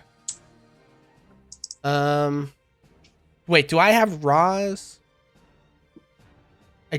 Roz is a 16. Okay, cool. Yeah, Yep, Roz we got is everybody. 16. Okay. A lot of 16s. Yeah, a lot of 16s. There's a lot going on in this. Actually, for the 16s, I think players are going to go first. Okay, cool. So Perdita, you sort of the hackles on your neck, your cat senses tingle, and hang on, what's going on? What is going on? I guess I got it. There it goes. Okay, the hackles on your cat neck rise, and you sense something happening as these spirits sort of emerge out from the floors in the statue. What would you like to do? Well, the first thing that I'm going to do is, as a bonus action, I am going to grant myself steady aim so that I will have advantage on my next attack. But that means my next attack on my next turn, correct? I think steady aim. No, steady aim. You sacrifice your movement and your bonus action, and as long as you don't move or use a bonus action, you give yourself advantage on your attack. Yeah. So you're locked in place, but you can do it on the same turn. Well, that is what I'm going to do. Okay. Right there where I am. I've granted myself steady aim, and then I'm going to. I can't see in the room, but Perdita actually would be able to, right? Because she has dark vision, and you're saying that there's the dim light thing. Yeah. So, well, you can see. I think what you can see is right, Perdita. You can see the because you're kind of down, like you're. That's basically right. You can see these two ghosts, and because I think, like you say, you were standing right in the doorway. I will allow you to move yourself directly in the doorway if that's what you meant to do. But I did. Okay, so that So you start combat. So that's here. my problem. I didn't put myself in the right place. So you start combat here. So what you can see with this dynamic light, is correct. No, you can't stand in the wall. I don't think. Well, no, you could stand. Yeah, never mind. You can stand there. That's fine. So you can. Yeah, that's fine. All right, then. Given that scenario, I'm afraid that the guy closest to me maybe it wouldn't work for a ranged weapon. He's too close. No, if he's not within 5 feet of you, and he's not, all right, he's within then 10 I'm feet going of you, to aim at the closest one first off, and I'm going to fire off my short bow at the one who is just a few short feet away from me. Okay. Well, oh wait, I did it in the wrong place. Yes, I did. Short bow. There we go. 18 to hit. 18 hits.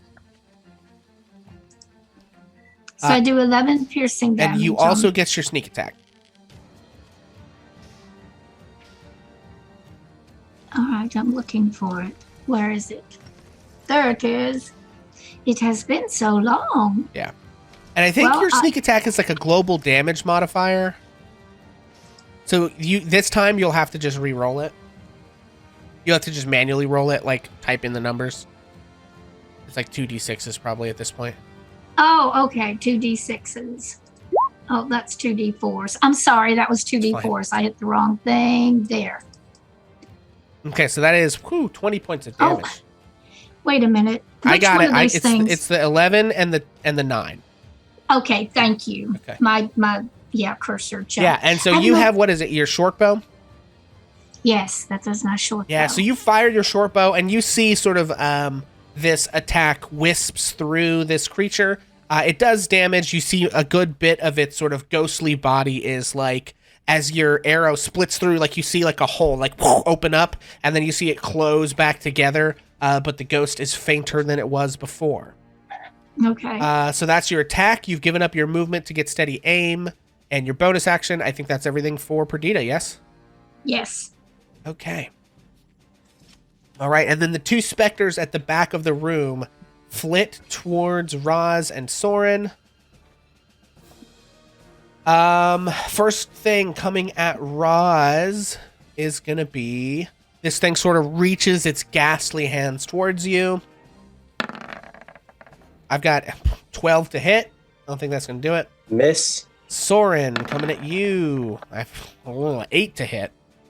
18 AC, baby. Yeah, so they both come for you and are unable to hit with those attacks. Roz, I think you dodge out of the way, and Soren, their ghostly hands are unable to phase fully through your armor. That's it. They don't have a lot they can do. That brings us to Silas. What kind of nonsense are you going to throw at me, buddy? Okay, so Silas is going to turn to Farron and Anna and says, looks like it's ghosts anyway, and it pulls the wand and the sword and starts the blade song. He's then going to charge a hot 40 feet, carefully avoiding the range of this guy. Okay. So that's 1, 2, 3, 4, 5, 6, 7. He can make his way there. Okay. That is his bonus action and his movement. And for now, he's actually going to just take a big swing with his new rapier. Okay. So it is magical. It's +1. If that matters. So it does, yeah. But probably doesn't hit on a 9. No, 9's not going to do it. But that's my only attack. So, okay. So you blading your way into the room, dodging around the other specter. And as you arrive at this one, as it's lunging for Roz, you attack it and miss. That brings us to Roz.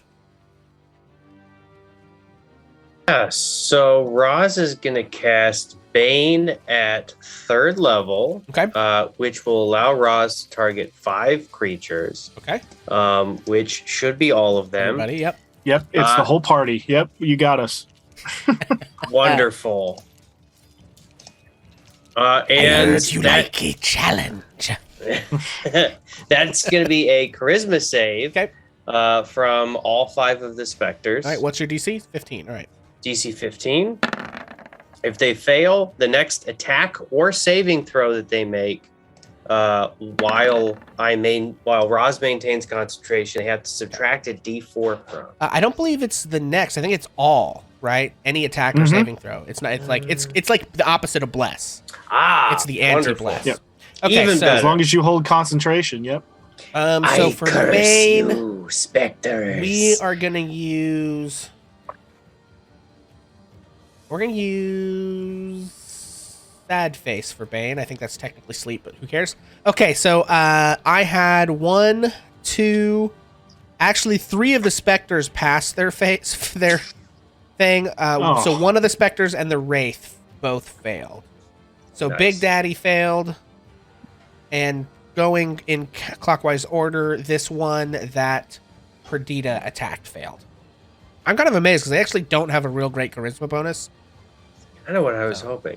But yeah, Roz simply... So yeah, what does that look like? Because most of your magic so far has been hurling jugs of cat piss. So what does Bane look like? Take out a jar. No. And Roz... yeah, it's toenail clippings. No, Roz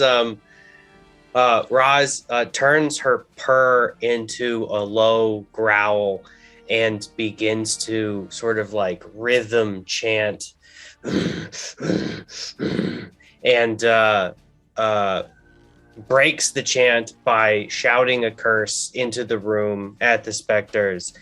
Your failures in life are why your remains were allowed to rot. And it only convinces 2 of them. Very good. Okay, excellent.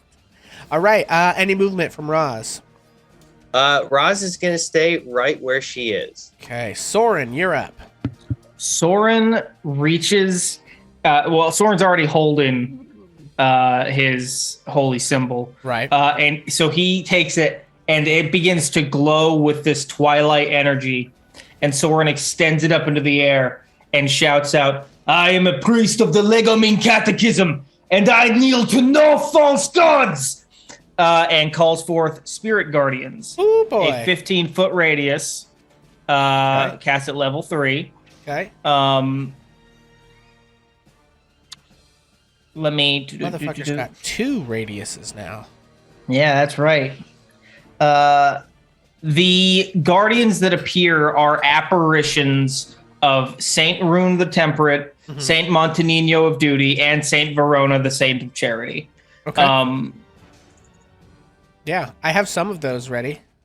Yeah, they don't need to be No, actual. I like, know. physical. But as far as NPC handouts go, let's see.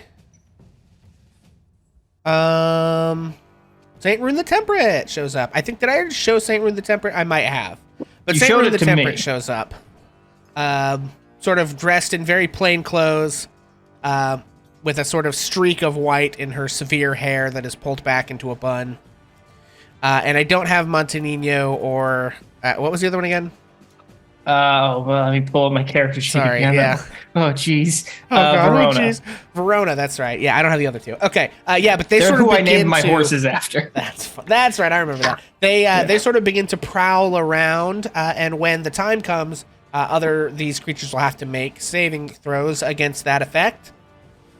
So right. that is your action, I believe. Anything else? Nope, Soren ain't moving. Okay. No, Soren ain't Okay. moving. This is it. Cool. Well, bad news for Perdita. They do not want to go into that Spirit Guardian. So, Perdita, you have one of these coming at you now. So here comes that ability. I've got a 17 to hit. You're muted. You're muted. It hits. Okay. I still can't hear you. Yeah, I fixed it. Okay. but it Ooh, hits. that's not bad. 6 points of necrotic damage, and Perdita, I need a DC 10 Constitution saving throw. 18. Passed You it. make the save. So you just take the 6 points of necrotic damage. As this thing sort of reaches out and grabs your face with its ghostly hands. And I think it goes to it unhinges its ghostly jaw and bites at your head, and the terror and fear and ghostly presence just sort of sap the life from Perdita. But next I up- stand still, right? I do not move. That is correct. So this next up, I got to make a save. What kind of save is it against Spirit Guardians? It is a wisdom saving throw. The DC is only a 14. And if they are affected by Bane, subtract a d4. Well, let's see. Okay, well, 7 minus 1 is 6. So, go ahead and roll that damage. I mean, it would have taken half damage anyway, right? But Yeah, so 3d8. That is 13 radiant damage. nasty. And are these guys as undead? Does radiant affect them anymore, or is that? So basically, actually, tell you what, Or is that just that make a beats their religion check. resistance? Okay. Yeah, make a religion check. Because these guys technically aren't undead, are they? They're like fucking demons or some shit. 10. That's only a 10. Hard to say. It's probably not their favorite thing in the world, and it certainly was more effective than Perdita's just raw weapon or any of your raw weapons would be. The magic certainly helps, but as far as radiant, probably you don't really know, because again, you're not sure, are these really undead, or are they some sort of summoned creature? It's not clear. Okay, and then what does your Twilight Sanctuary do? You told me that you were using it for something, but what is it actually doing for the party? It doesn't right now? impact the enemies in any way. Okay. It generates dim light, so everyone can see. There's no need for torches or anything here. Okay. And also, I can designate allies, and I can, at the end of their turn, if they're in the circle, they can either restore 1d6 hit points, Okay. or they can be healed from charmed or frightened. Okay. Very good. Okay, so this thing comes up to Soren and is going after you with its draining touch. That is well, and I guess I roll a d4 on top of this, huh? 10 d4? No, 1 d4. Because it's attacks or saving throws, right? Yes. Yeah. Okay, so 10 minus 3 is 7. So this thing is struggling with the spiritual guardians are trying to hold it back, and the bane, the sort of psychological magic that is interfering with whatever mind it has. You are prevent bad, it. and you should feel bad. I do feel bad. You have no divinity. No shit. Anyway, so he tries to attack you, Soren, and fucking fails miserably. Farron, you're up. You're not downstairs, but it's still Ghost City. What do you do? Farron shouts, "I swear to all of your gods, if we fix this and those ghosts downstairs decide to just roam the halls and not dissipate, I'm going to be pissed." Thanks for And then- inspiration. I love that. And then I guess I'm going to step forward. I'm going to go after not the one that's right on Perdita, but the one in the other corner. Okay. And let's see.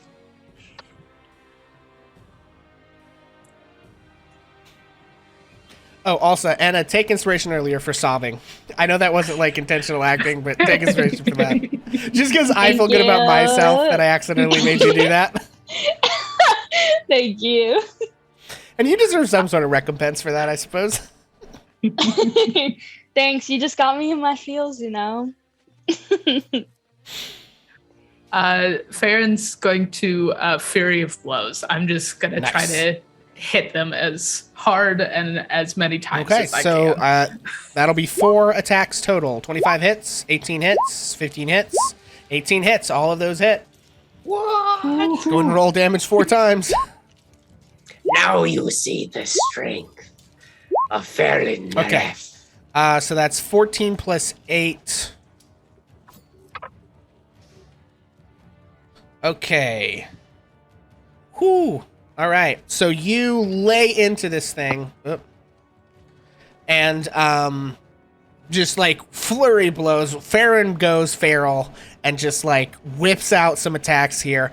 This thing, again, as your fists, like, you sort of feel your fists like slow down for a second every time on your feet or whatever you're hitting with as you pass through it. And you see like big chunks of it are like dissipated and then sort of stitch themselves back together, you know, ectoplasmically or whatever. By the time Farron is done, this thing is like a faint shadow of what it once was. But it is still somehow holding whatever remains of its sort of spiritual form together. It's not quite past yet. Not for long. Okay, that was action, bonus action, and a little bit of movement. Anywhere else you want to go? No, I think I'm just going to stick right there. Okay. That brings us to this specter, which all that it can really do is just go for you, Farron, now. Now I can roll. It's a 22. The only person I've been able to hit is the person who hates ghosts. So that's 22. Oh, no, I hit Perdita earlier. That's right. So, oof. And that is actually not bad damage. So that's 12 points of necrotic damage, Farron. And I need another DC 10 Constitution saving throw. Whew, uh-oh. Okay. Your hit point maximum is reduced by 12, Farron.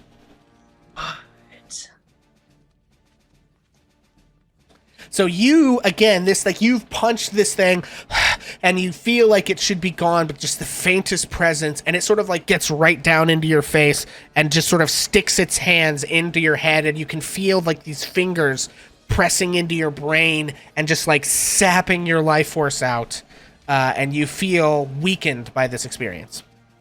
Not to be a rules guy, but did you roll a d4 for Bane? I did not roll a d4 for Bane. That one is Bane. Jesse. Thank you, yeah. That is a 4, so does an 18 still hit you? Yes. Okay. Oh, I It rolled my a best. 22. Did roll a 22 on the attack, so but yes, thank you for keeping me honest. I did forget about Bane. So you still take 12 points of damage, and even in the best version of this reality, you still took the 12 points of damage. And have your hit points reduced. That brings us finally to Enna. Enna, what would you like to do? All right. Enna sees everybody go into this room. She's going to rush in and she's going to see these ghosts. Actually, she's going to put herself in betweenish Farron and Perdita. Okay. She's going to look around and just be like, the dead is not going to take us. Something like that. Okay. After she's feeling emotionally drained from Arrow's sweet story about how they met. And she's actually going to do turn undead. Excellent. She just wants to be feared. She doesn't want to fear anymore. Okay, beautiful. So what is your spell save DC on that? Spell save DC, I think it might be 15. 15. Okay. And what the ability should say, it's like is it a wisdom saving throw or? Within 30 feet. Here, maybe if I just do this. Oh. It's a wisdom saving throw. Okay. Yeah. All right, here's Spectres. DC 15 wisdom save. There come the Spectre rolls. Okay. And then the Wraith. Okay. All right. So we've got. What do I do? I guess I'll just do this. Fail. Fail. Pass. Pass. Fail. So the Wraith, who was really rolling garbage tonight, and then 2 of the Spectres are failed. One of the Spectres has almost no hit points and is baned and is... Oh, no, some of them have Bane. Hang on. Yeah, you have to do Bane I for need to the do ones... Bane for... Oh, the ones that had Bane still failed already. Dope. Right, yeah. But they failed hard.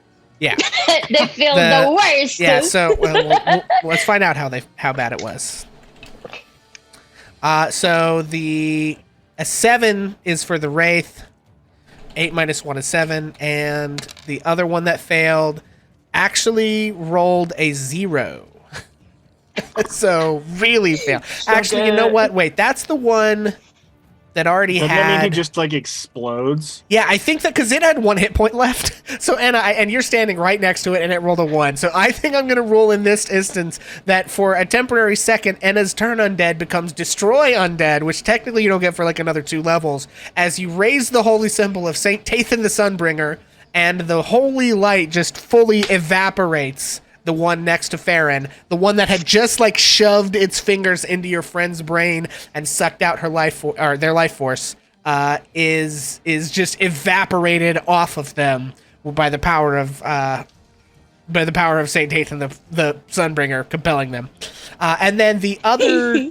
So 2 of them are turned, which means that the one by Silas and the big guy by Soren, you can all see them like cowering away from the light.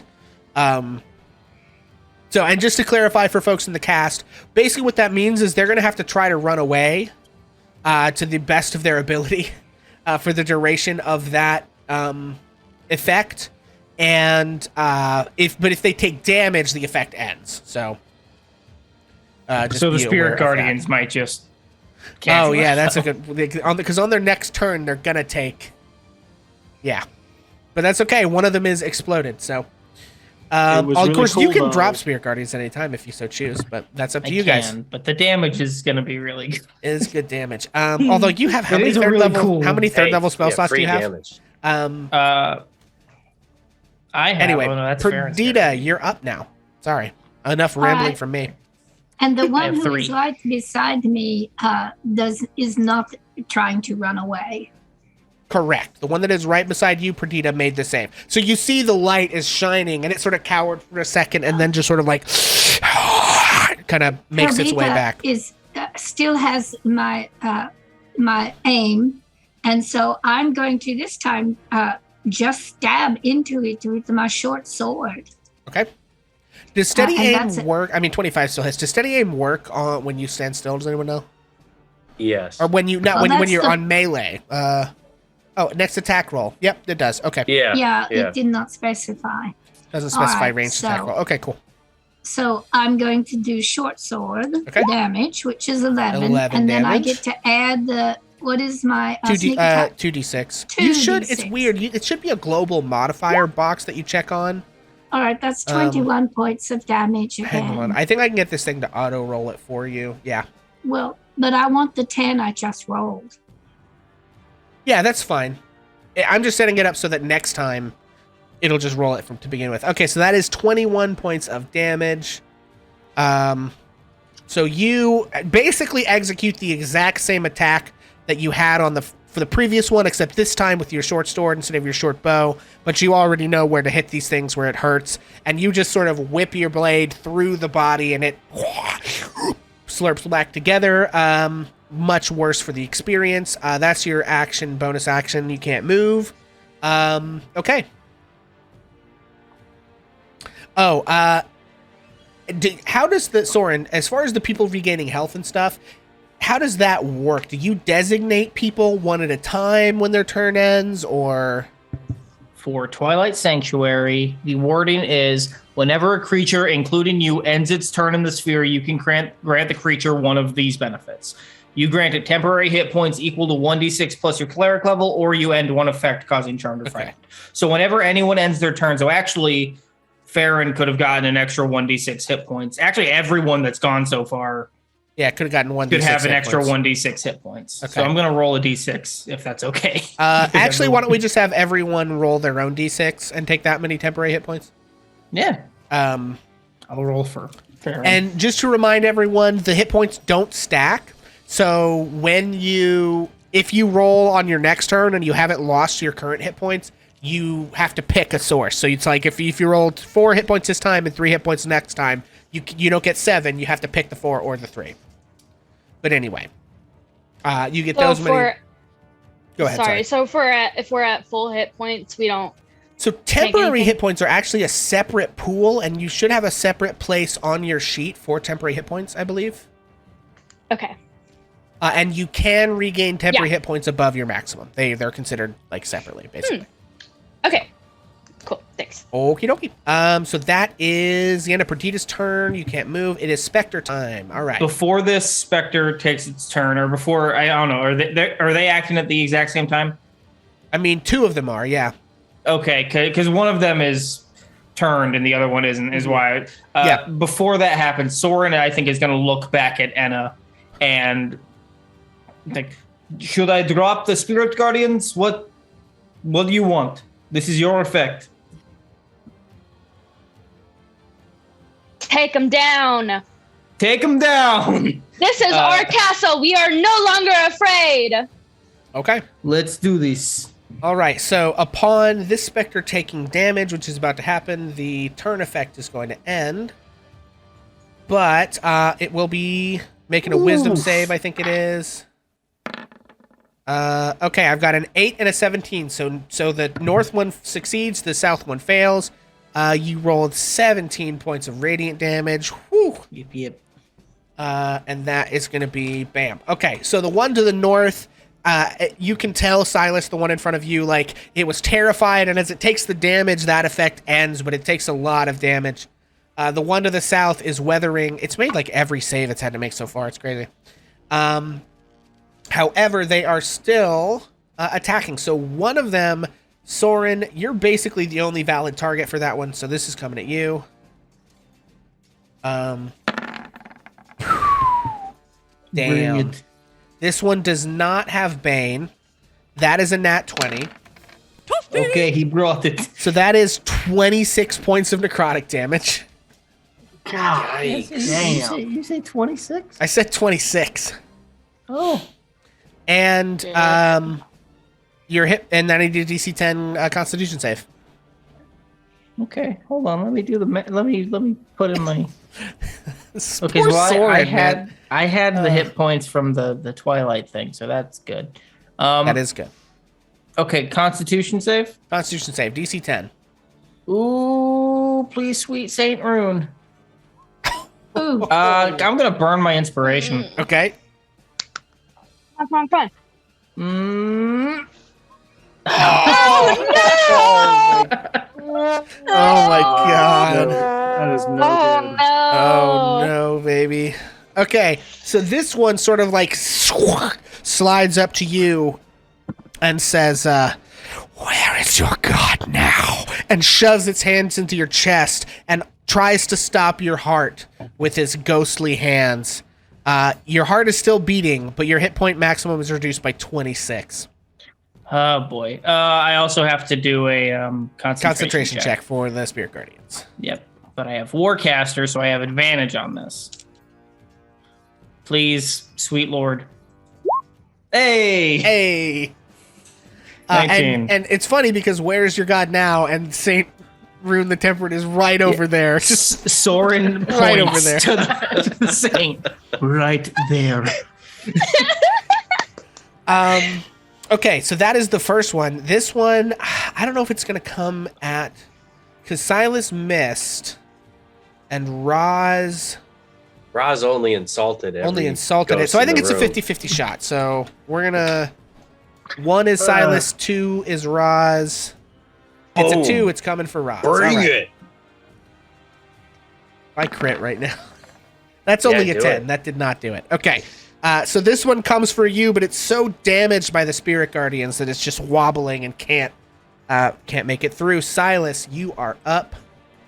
How bad is the one in front of me looking? Like last Bad. legs? Yeah. Okay. All right. Silas is going to wiggle around it and kind of put himself back to back with Roz. He's going to swap his wand and his sword in his hands, and he's going to whisper to Roz. He goes, "We talked about the blade song. Do you want to see a cool magic trick?" I will join you in song, Silas. He says, "This is the the blade song secret technique. Double-bladed black crane," and he wishes and casts Shadow Blade across the wand. A mean-looking black beam of light emits, and as it forms, the smoke from the room ends up pulling in to the wand itself, forming this astral-looking, way too long looking blade. It's dim light in this room. He's going to swing at advantage. Okay. At the one above it. Okay. 24. 24 hits. That's Sing, Silas. Sing to me your song of death. 14 points of psychic damage. Which one were you going for, north or south? I'm going for the one right above us. Okay. The one that looked really rough. Yeah. Sing to me, my angel of music. Yeah, so you whip out this Shadow Blade, and I think as you whip the sword through, I think the darkness is just absorbed. Like this smoky dragon soul creature, whatever it is just like sucked into your blade as your blade whips through. Yeah.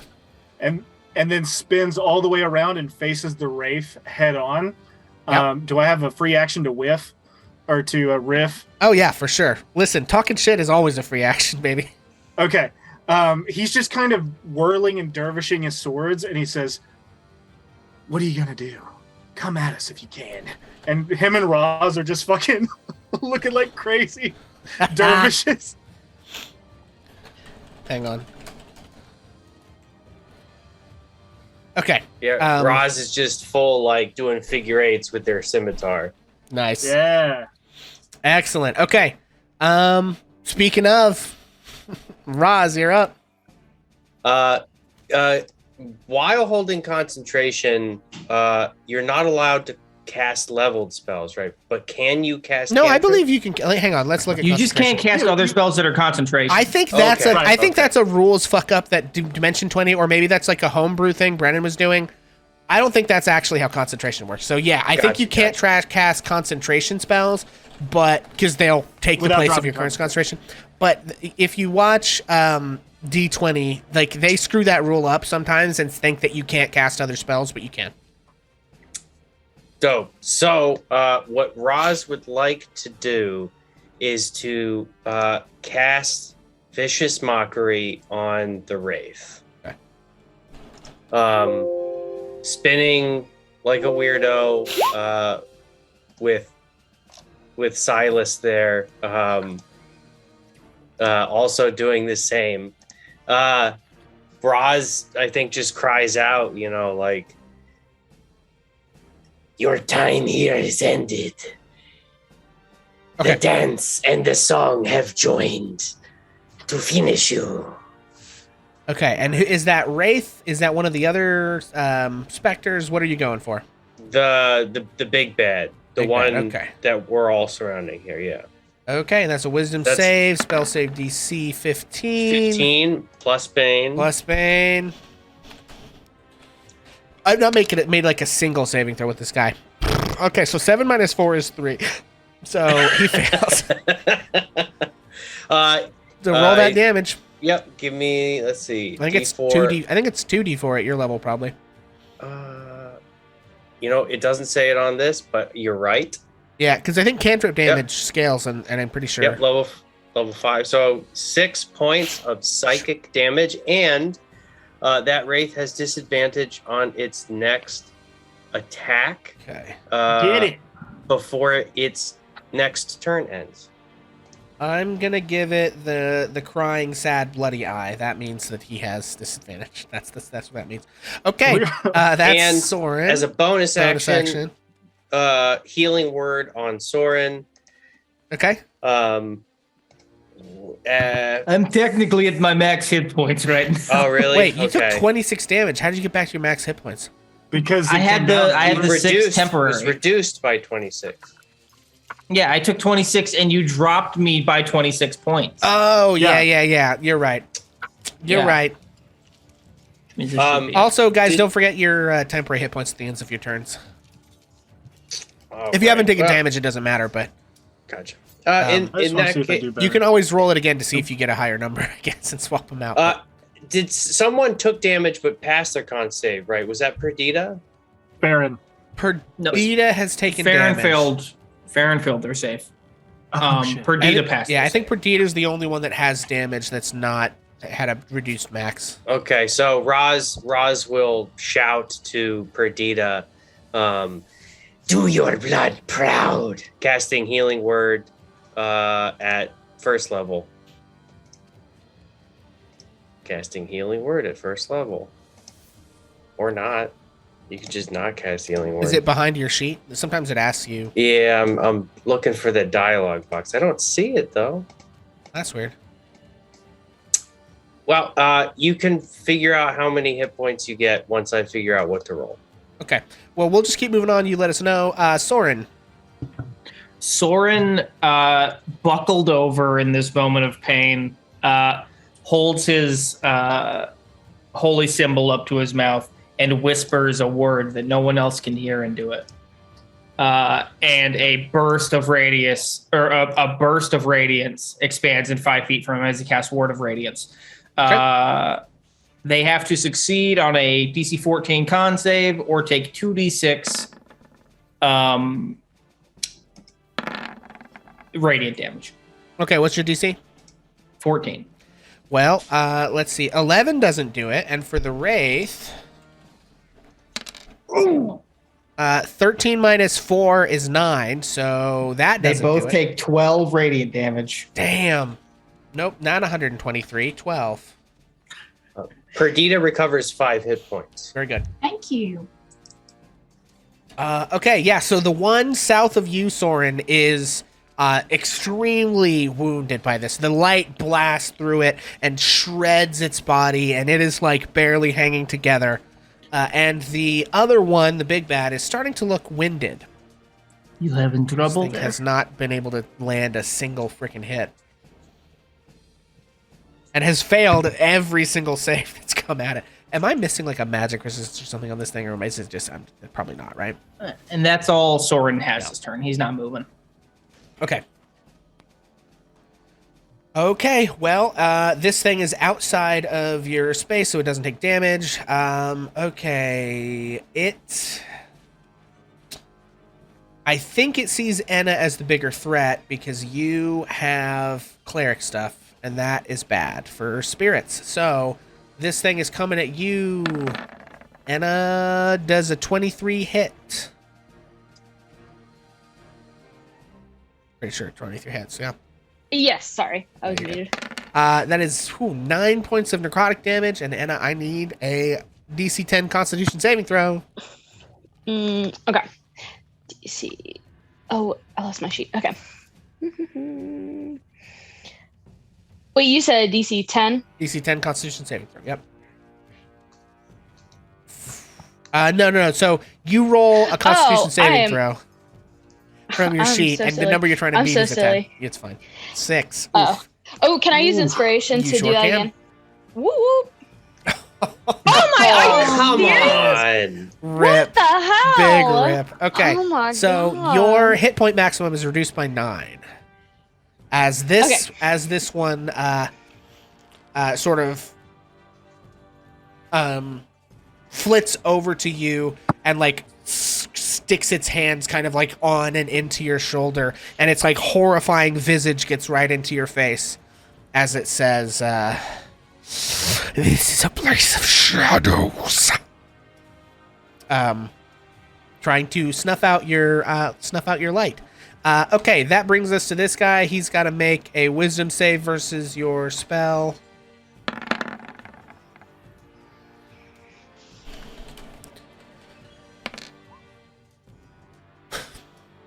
So a 4 minus 4 is 0. God dang. That's So go ahead and roll your Spirit Guardian's damage. 3d8. That's 21 points of radiant damage. Ooh, yikes. Yes! God, Let's so this thing is getting go. absolutely shredded by you, Soren. My saints are just like kicking the Yeah. like it's on the ground and they're just like curb stomping. It's like that scene from Office Space with the copier, basically. Yeah. Except it's a ghost on ghost violence. It's 3 priests beating up a ghost. All right, and then this attack is coming at you, Soren. Okay.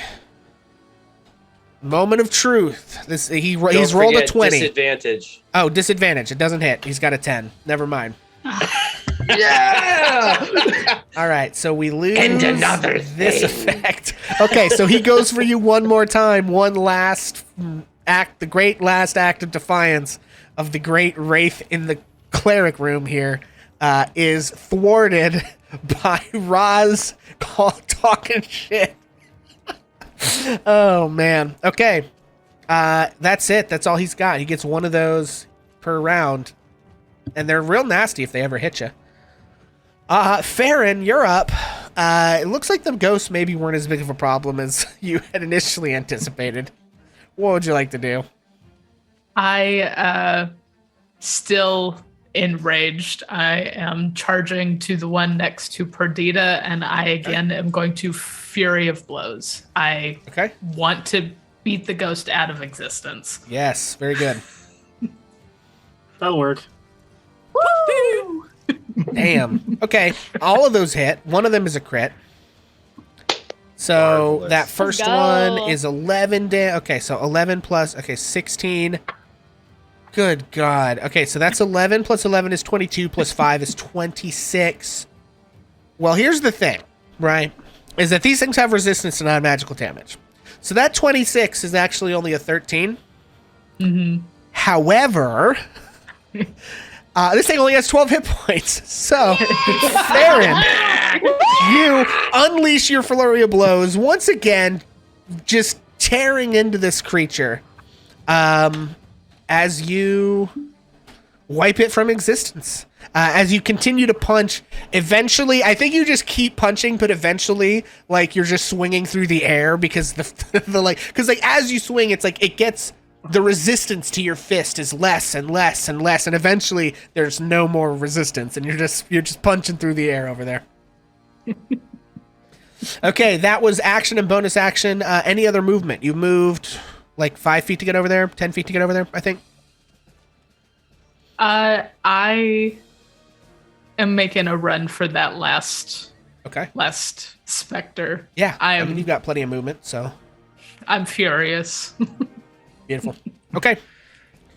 Well, that brings us to Enna. Enna, all the ones by the door are gone. The one that attacked you is gone. The 2 remaining ones aren't looking great.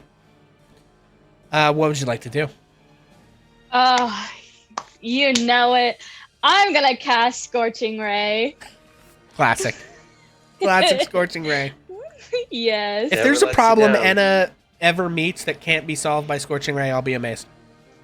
So, it's casting Where is Scorching Ray. Okay, so are all the beams going to one? Are you splitting them up? What are you doing with them? I'm gonna do. Let's see. I'm gonna do one here. Ooh, one at the guy by Farron, and then Okay. 2 at the big Do it, dude. the big guy. Okay. That's all. Go ahead and roll. We'll do it in that order. So the first attack roll is going at the one by Farron, and the next 2 are going at the other guy. If you just want to go ahead and roll all 3 of those attacks for me. Okay. 18, 23. Good God. Yeah, all of that hits. Go ahead and roll Whoop, damage. whoop. All right. What's the damage again? If you just hit where it says Scorching Ray in the chat bar, if you say Okay. where it says Scorching Ray always, yeah, it'll just roll it. Okay. I just gotta say, I'm so happy I built Roz the way I did to do almost no damage, because there's no way that Roz would stand out in this group.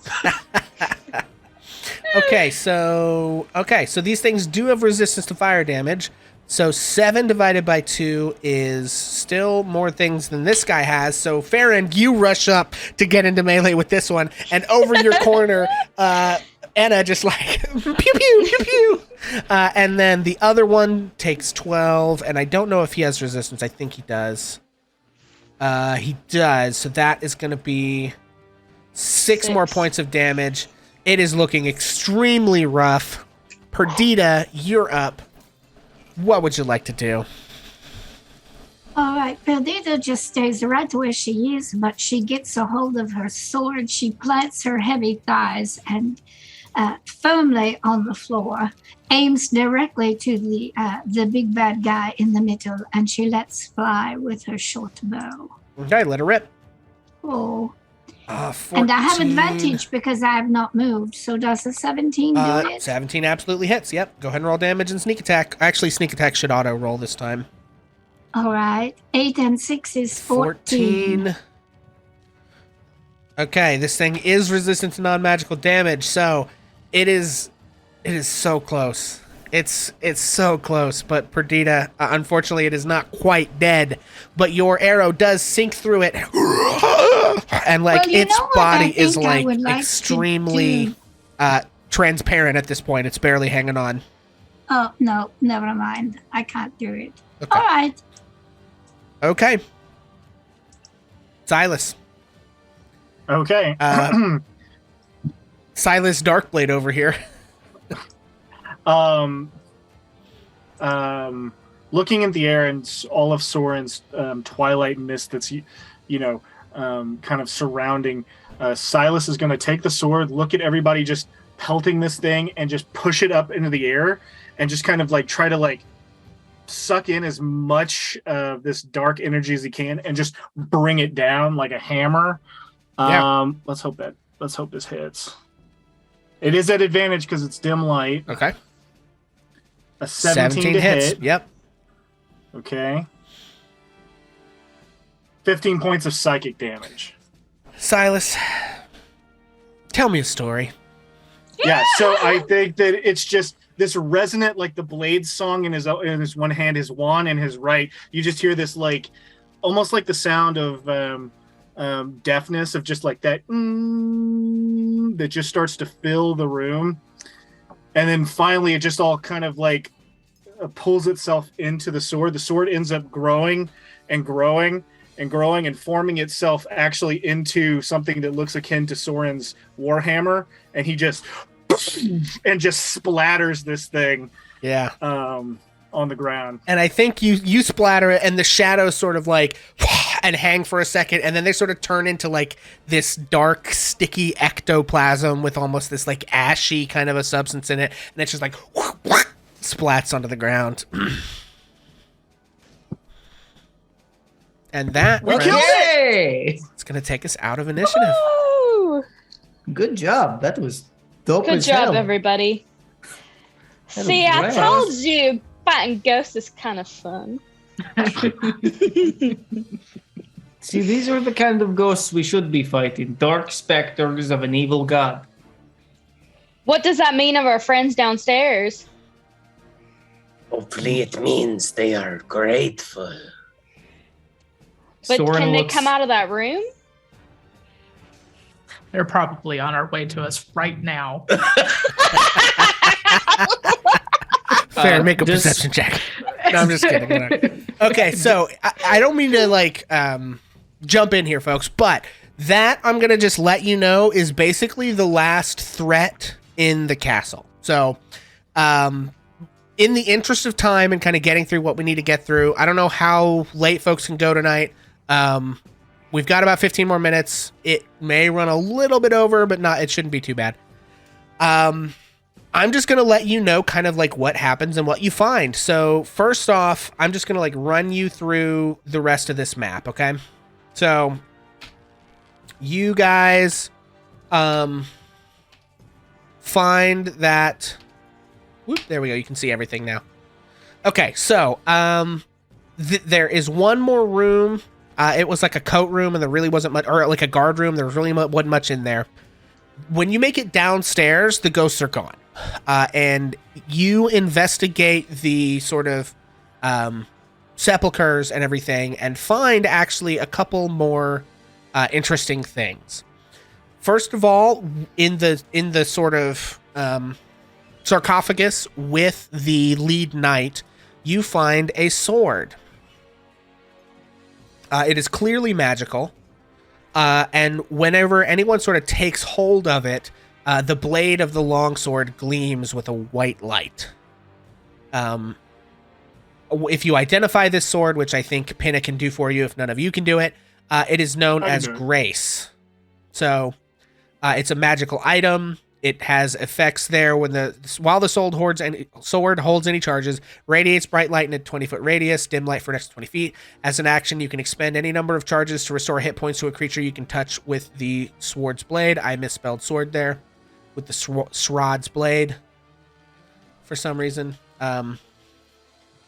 Anyway, expending a charge restores 10 hit points, 2 charges, etc. Okay, so that's Grace. You also find the armor of Saint Gaede the Confessor.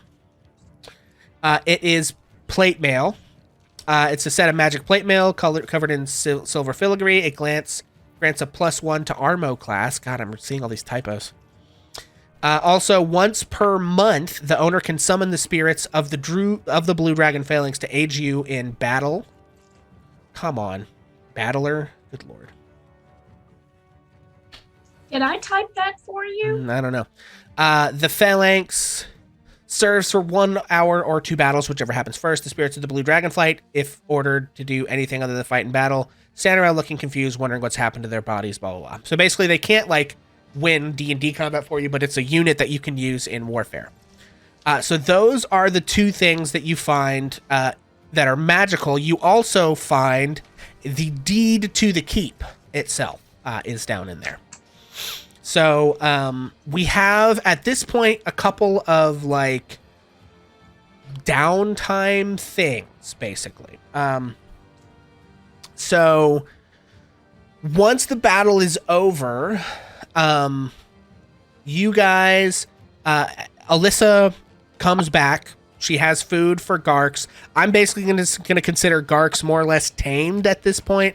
I don't think he's willing to leave the castle and go adventuring with you unless that's something we negotiate later, but basically can sort of act as a pet / guard that lives in the castle.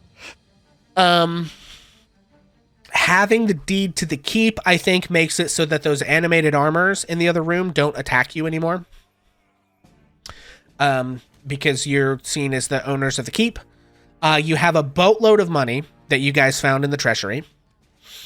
And so let's start with just now that you basically have full control over the keep, it's ruined, right? It's a big mess. What are your first courses of action? Are you gonna so Pinna is gonna want to go home? Alyssa probably can't just stay here indefinitely. Would you guys send 1 or 2 of your party? Would the whole party go to take them back to Gravesford? Or are you, sending them with Alyssa? What do you guys kind of want to do at this point?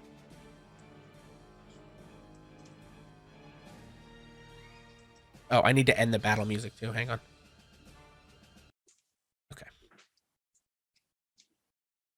I wouldn't mind going back with Pinna as a way to help her get back set up. I also need to talk to her about maybe working on some components and stuff. I know she doesn't have much left because her whole shop burned down, but she does know Tace and other wizards, possibly setting up her being the scroll and component plug. Yeah. So that, Silas I can guess get I want stuff. to ask, do you guys want to role play through this stuff, or do you just want to talk and kind of hand wave through it? Because I can tell you some stuff about okay, here's what will happen if we take Pinna back to Gravesford, and I can just talk that out really quick, or we can roll through it, if that makes sense. You know what I mean? I don't know how immersive you guys want that to be, or if you're just cool with us kind of me just telling you in kind of plain language, okay, here's the answer to that question. You know what I mean? Just in the interest of trying to get through what we gotta get through. So yeah, I don't mind just talking it through with everyone. figuring out what our next steps are. Cool. So, if any of you take Pinna back to Gravesford, she is basically going to say, she's surprised until she remembers that her house burned down. She's like, oh shit. And basically what she says is, if you guys are planning on fixing up the keep, she is kind of eyeing the ruined tower and being like, I could make a real dope wizard tower out of that. I'm just like a hedge wizard, whatever, but if we can fix that thing up, and she would be able to help with like spell research and components and things like that. There are 2 towers in the place, so you could put another wizard tower in the other tower or something. I don't know what you guys' plans are for the keep exactly.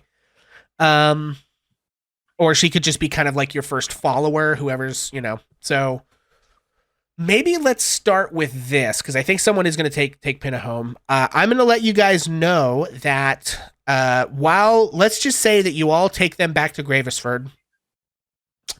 And I guess I have a quick question. Sorry, I know I'm like all over the place right now. Do you take Edmund with you back to Gravesford or not? See, I was going to suggest that I would become very interested in talking to Edmund about what his plans might be, and that I would be focused on the exercise room and trying to get myself into better shape. And so I would be willing to stay at the castle with Edmund and the mimic and exercise and clean up and keep an eye on things so nothing else mysterious happened, if that is something that could facilitate anything in any way. Because the question becomes, what does Edmund want to do? And you would have to answer that to me. If he indicates he's interested at all in trying to retake his throne, that's where I'm going to put all of my focus. So Edmund would look at you all and say, I do not hold Bedegar Keep. I have no army. I am young, but I am my father's son. I am the Baron of Bedegar, whether anyone knows it or not. And I owe you my life. Let this be my first act as Baron. I swear I will take back what is mine from that usurper. But I need your help. I will grant lands and titles to whosoever helps hold this keep until we retake my home. And then, if you will follow me, you may stay here, and you will be the Count of Rend. Who amongst you would take this?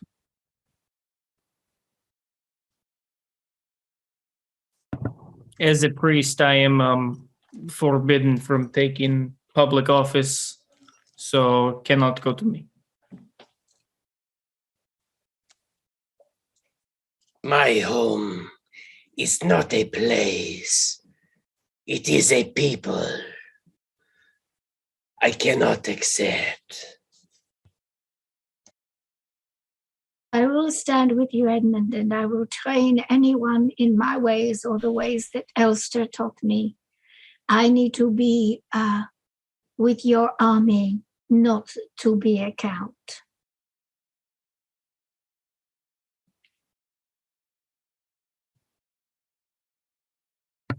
Silas, Farron, Anna.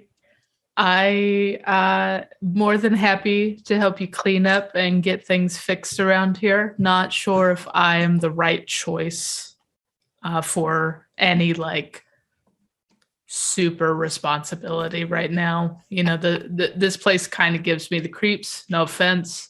But I'm more than happy to like help out, and anything that you or Perdita needs, absolutely there.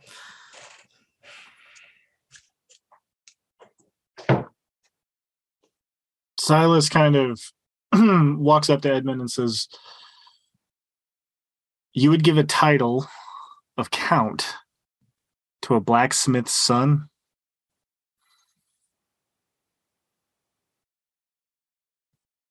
My father gave higher titles to lower born for the services they've rendered him. I'm not one to stand on pedigree.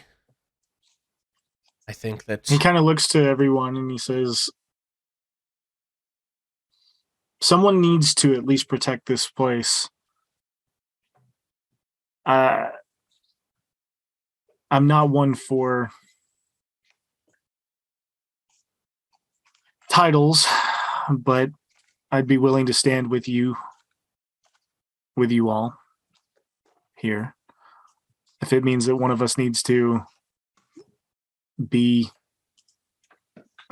count in name only, I can take it.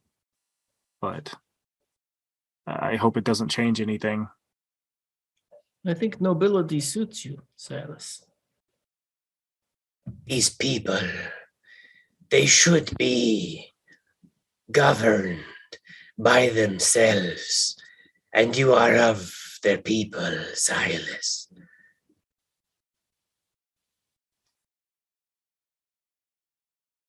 Anna, do you want this? I guess. Don't really have much else going for me, I suppose. I lost my home, so why not help somebody else? Would you take the title? I don't know. That's kind of maybe a little too fancy for me. But it sounds kind of nice. I don't really know. Yeah, so let's take it out of roleplay here. Only one person can be how do I put this? Think about it like the Avengers, right? Everybody hangs out at Avengers Tower, but Tony owns the place, right? And Jarvis answers to him. And if when the A falls into the street and lands on some guy's Lamborghini, Tony's on the hook for it, right? So that, think about this like that. It can be kind of a communal base where everyone operates out from as a stronghold, but in terms of the mechanics of the Strongholds and Followers stuff, somebody kind of has to be sort of quote unquote in charge here, right? Not of the party necessarily, but when somebody comes knocking on the door saying hey, I need to talk to the Count of Rend about some shit, so in terms of you guys deciding, I get the sense that obviously Jacob and Kinsey, if they're going on, not coming back for the next part of the adventure, not a good choice there. Roz and Perdita both have played through this adventure before and don't feel like it's up to their characters and also the way they design their characters. So between Silas and Enna, it maybe a full party decision or you guys by yourselves, what do you think in terms of, okay, yeah, I want to be the Count of Rend, I guess, I get the sense you're both willing to defer to the other one. So I don't know how we need to resolve that, but we do need to resolve it, right? Well as oh, go ahead, Jacob. Soren looks to Arrow. Oh my god! No. Oh my god! And then Soren looks outside of the room to Garx Brooks. Count Garx. Count Garx. We have two options. Count Garx of Rend. I don't even speak common. Irregular. What do you think, Arrow? I don't know. That sounds like a lot of responsibility. And also, if I ever stop touching this rock, I forget how to talk. So, it sounds like it could be fun, but also extremely precarious. Yeah, I don't think I'm built for that. I think that would be good for you, Silas. I'm just too small. And I'm even smaller, and you could neutralize the whole government of a region just by taking me off a rock. It really seems like maybe Soren, you really took a swing with that one, Soren, and I admire that about you. But I just he's no longer on thin ice. You're on. Well, listen, interpersonally, you're on much sturdier ice, but theoretically, at that point, you're on real thin fucking ice. I just want to put into context, just in case we're forgetting. Edmund just saw the whole party defer to a mouse that he didn't know could talk. Schrodinger's ice. Yeah. Okay, so it sounds like Count Silas of Rend then. Beautiful. I love it. The Okay. first of his name. Yeah. So mechanically, what that means then, this stronghold has the potential to be a like level what is it? Okay. It So- could be a 3rd level keep or a 1st level castle. So a 1st level castle means that you could have up to 3 different types of strongholds in it. So for instance, if someone were to say, hey, I would like to, tidy up the chapel and maybe consecrate it not just to St. Gaede the Confessor, but to some of the other saints. And I, as a cleric, would like to have my cleric's temple here, and I'm the cleric in charge of it. It can gain you benefits as a cleric and operate as a stronghold in that way. The keep aspect of the stronghold is for raising armies and has benefits in that way. You can train the armies, and when training the armies, you get mechanical benefits, stuff like that. You could turn one or both of the towers into wizard's towers. You could also build establishments, if somebody wanted to, because this keep will eventually begin to have a little town that springs up around it and stuff like that. It could have establishments in it. So in terms of the mechanics of Strongholds and Followers stuff, it will confer benefits to you guys as a stronghold. And you kind of have to decide which direction you want to go, right? It being a 3rd level keep means some things, right? Mechanically in those terms. A keep at 3rd level can have a certain amount of units that it can house and stuff like that. And it what does the thing say, right? So it gains toughness levels and those types of things. So do you guys have a sense? Because I know a lot have probably dug into that because it's pretty dense, mechanical So stuff. the keep aspect of the stronghold interacts mechanically with mass warfare. Right. Whereas the individual pieces of the stronghold, the temple, the tower, the various other rooms that can become additional class specific hangouts, those have to deal with passive buffs that are class specific based on yes how we build and them. no. So it's a little weird, Beast. There's 4 types of stronghold, right? Keep, tower, temple, establishment. All right. The keep is mostly designed for warfare, but these 4 are all kind of higher level ideas. And then if you choose one of those ideas, you also gain access to a suite of class features that are independent of which type of thing you chose. So a fighter could technically have an establishment and they would still get the benefits of fighter class stuff, even though they have it, you know what I mean? So it's kind of weird in that way. But basically what you guys kind of need to decide is are you all going in on this to make multiple aspects of the same stronghold, or is one person going to control the stronghold and it's a 3rd level keep, basically? That might be something we dig into over the next 2 weeks and off talk stream? about in the group chat. Cool. Yeah. Very good. Yeah, it's a little dense. Because I think I'm gonna need to read more Yeah. about that for sure. Very good. I will go over to Edmund. Does Edmund carry a weapon? I don't believe he currently has one. No, he might have a dagger or Okay. something squirreled away somewhere. Okay. But I am going to. He's young, 10, right? he's 13. Yeah, he's pretty young. He 13, okay. He hasn't started formal training as a warrior. He worked with Doricor a little bit, but he was supposed to, if his family wasn't murdered, he would have started work as a squire next year. Okay. Training under Silas is going to to take his original saber and he's going to kneel before Edmund and kind of put the sword there. He goes, I'm honored to take this. However, it's going to come with a lot of baggage and some rules. And as he stands up, he hands the saber to Edmund, and he says, "Training starts first light tomorrow." He takes the blade and he just like reaches it up and taps you once on each shoulder and says, "You are a knight of Bedegar. I invest you with this castle as well, just as the Knights of Good King Omen held it in the elder days." All right. That's that then.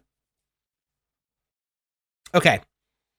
So we'll talk about like the mechanical aspect of this, and I may like try and set up a time to get a call with some or all of you guys, whatever, sometime in the next 2 weeks to kind of talk about this stuff. One last thing that also needs to happen is that as you guys so I'm going to say that you make your way to Gravesford, and I think you take Edmund with you. It's up to you whether or not you reveal to the townspeople who he is. We can decide about that during downtime stuff. We don't have to do it right now. But while you are in the Reluctant Pig, and you are staying in the Reluctant Pig free of charge, the townsfolk are elated that Pinna is back and are more than happy to let you stay in the inn for the evening for free. While you are in the inn sort of celebrating and decompressing after your victory, an individual sort of sidles up to your table. He is a halfling. Let me find this guy. Please tell me that yeah, here he is. He is a halfling with kind of like slicked backed hair, and he is in kind of let me pop over to the map page so everyone can see. He is kind of in like these thieves' leathers sort of, and kind of like sidles up to the table. And he says, "Right, hello there. My name's Willoughby Twobuckle. Yeah. So nice to meet you. I figured I should let you all know that you probably got about a week before that pig-stained Peloton shows up at your new castle or whatever.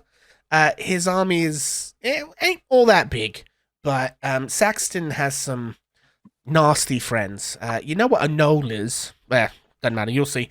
Anyway, word is out there about you folks and the castle in the forest, and Saxton ain't exactly popular. I know a couple companies of foot soldiers is used to work for the old Baron. Might be willing to come by for help. But it wouldn't hurt to find a new 100 friends or more who can fight and take orders. Oh, and you probably have to kill Peloton too, you know, right? Because he's coming for you, personal. And Peloton, he can get into your castle. We don't know how exactly, but we know he got it from Saxton, and we think Saxton got it directly from Mortem, Ajax's wizard. So, fun times. But yeah, you know, I'll be around. I've got connections if you need anything. Just thought I'd introduce myself and all. Roz looks at Willoughby. Yes, I would like a glass of milk. Is she for fucking serious? You heard the tabaxi. She wants some milk. Just this small glass, please. I'm not quite sure how that's my problem, yeah? I'm happy to leave it there.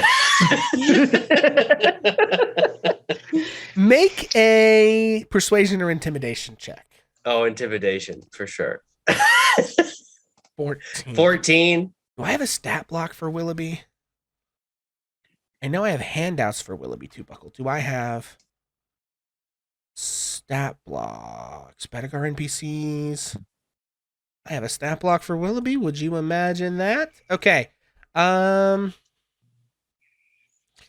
guess I'm just gonna make a wisdom saving throw.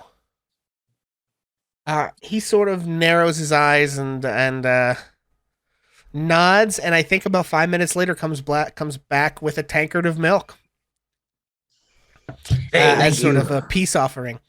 Okay, so to boil that all down in plain language, you guys have a week to gather an army, train an army to the extent that you can, fix up the keep to the extent that you can, and at the end of that week of downtime, Sir Peloton and an army and his lieutenants will be coming to fight you.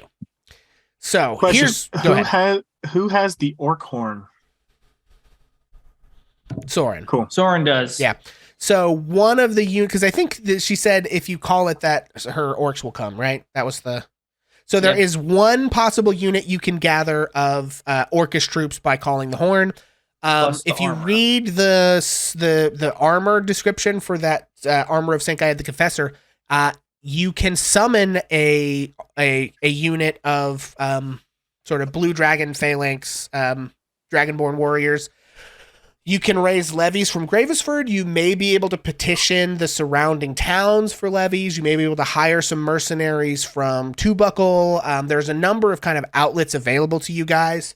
We'll handle a lot of that downtime stuff as well off stream, but I kind of want to end the stream with folks knowing, like, we're going to handle this downtime stuff off, and then next time when we come back, we're going to kind of talk through the resulting roles and stuff like that. And yeah, so basically each one of you will get to choose one thing to predominantly spend your week doing. So yeah, those are kind of where you're at. If you have questions about like what options you have, what can be done with the downtime week, we'll talk about that off stream and figure it out. And then next time we'll come back and explicate that stuff. Also, next session, so everybody knows what that's basically going to look like, is we're going to explore the warfare rules next session. So I'm going to put together, I'll probably have Beast help me with this if we have time to do it. We'll put together like a mock battle that's going to take place. I'll just kind of tell you guys what it'll be. Is a battle taking place elsewhere in the barony of Bedegar. There, simultaneously to all of this, is going to be another lieutenant of Saxtons fighting some people in the village of Territon to the south.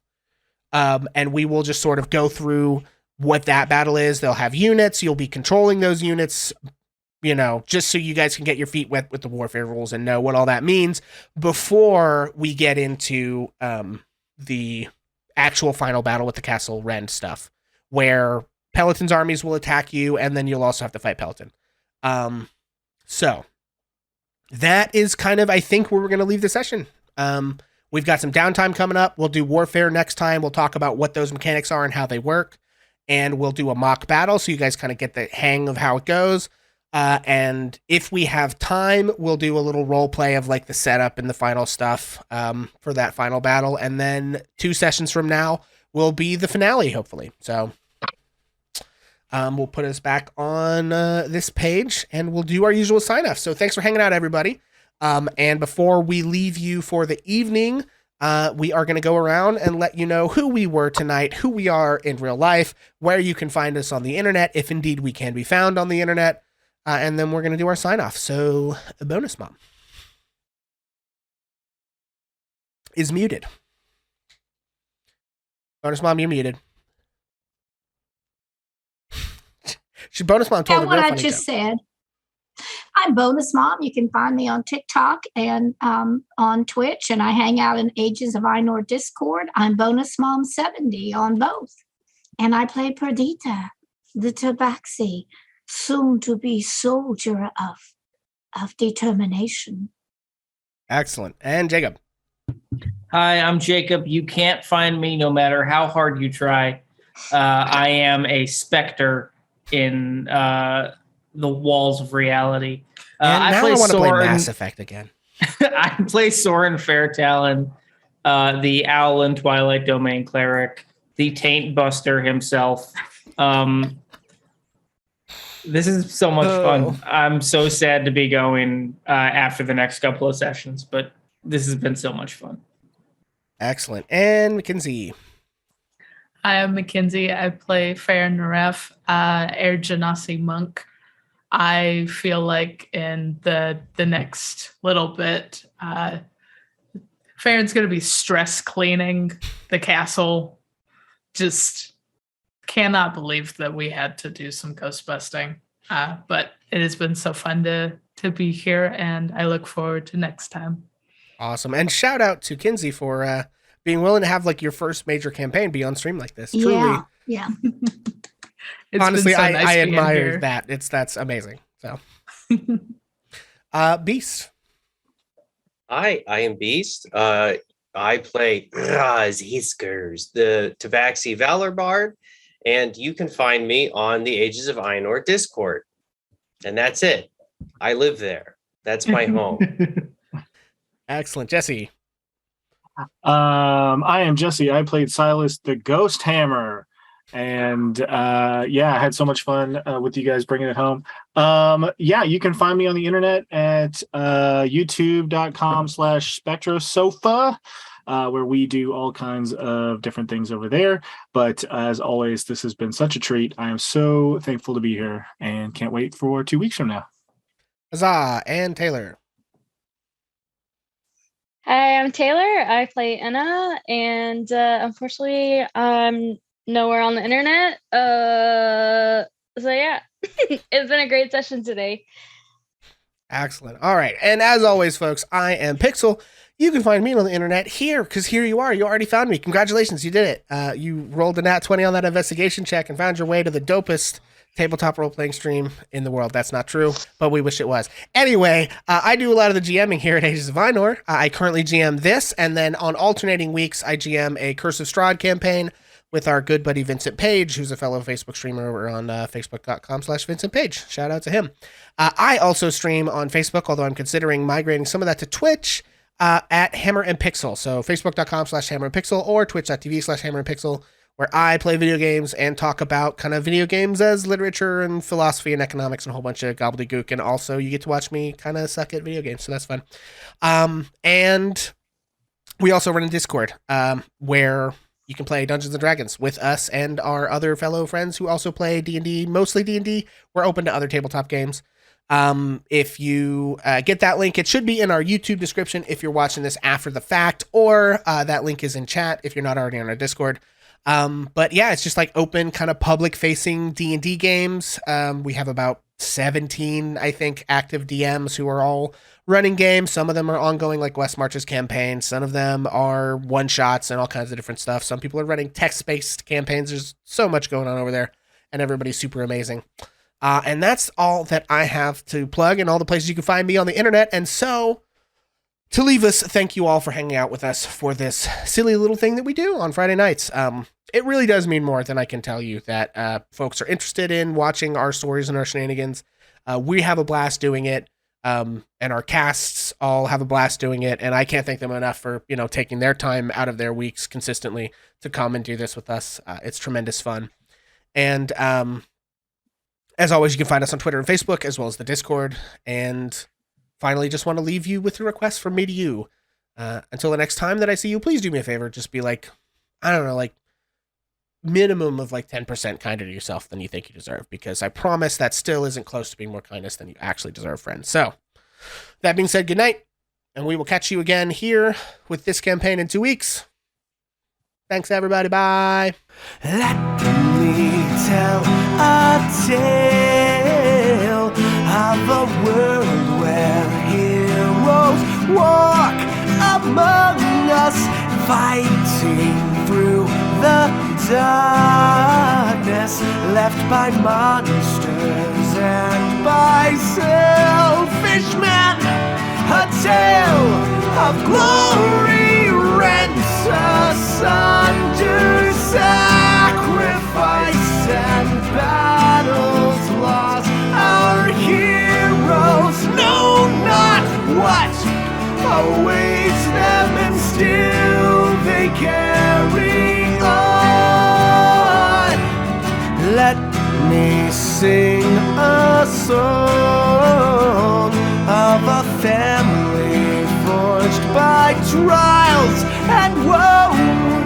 On their own they falter, but together they will write their own tale of glory rent asunder, sacrifice and battles lost. Our heroes know not what awaits them, and still they carry on. What was rent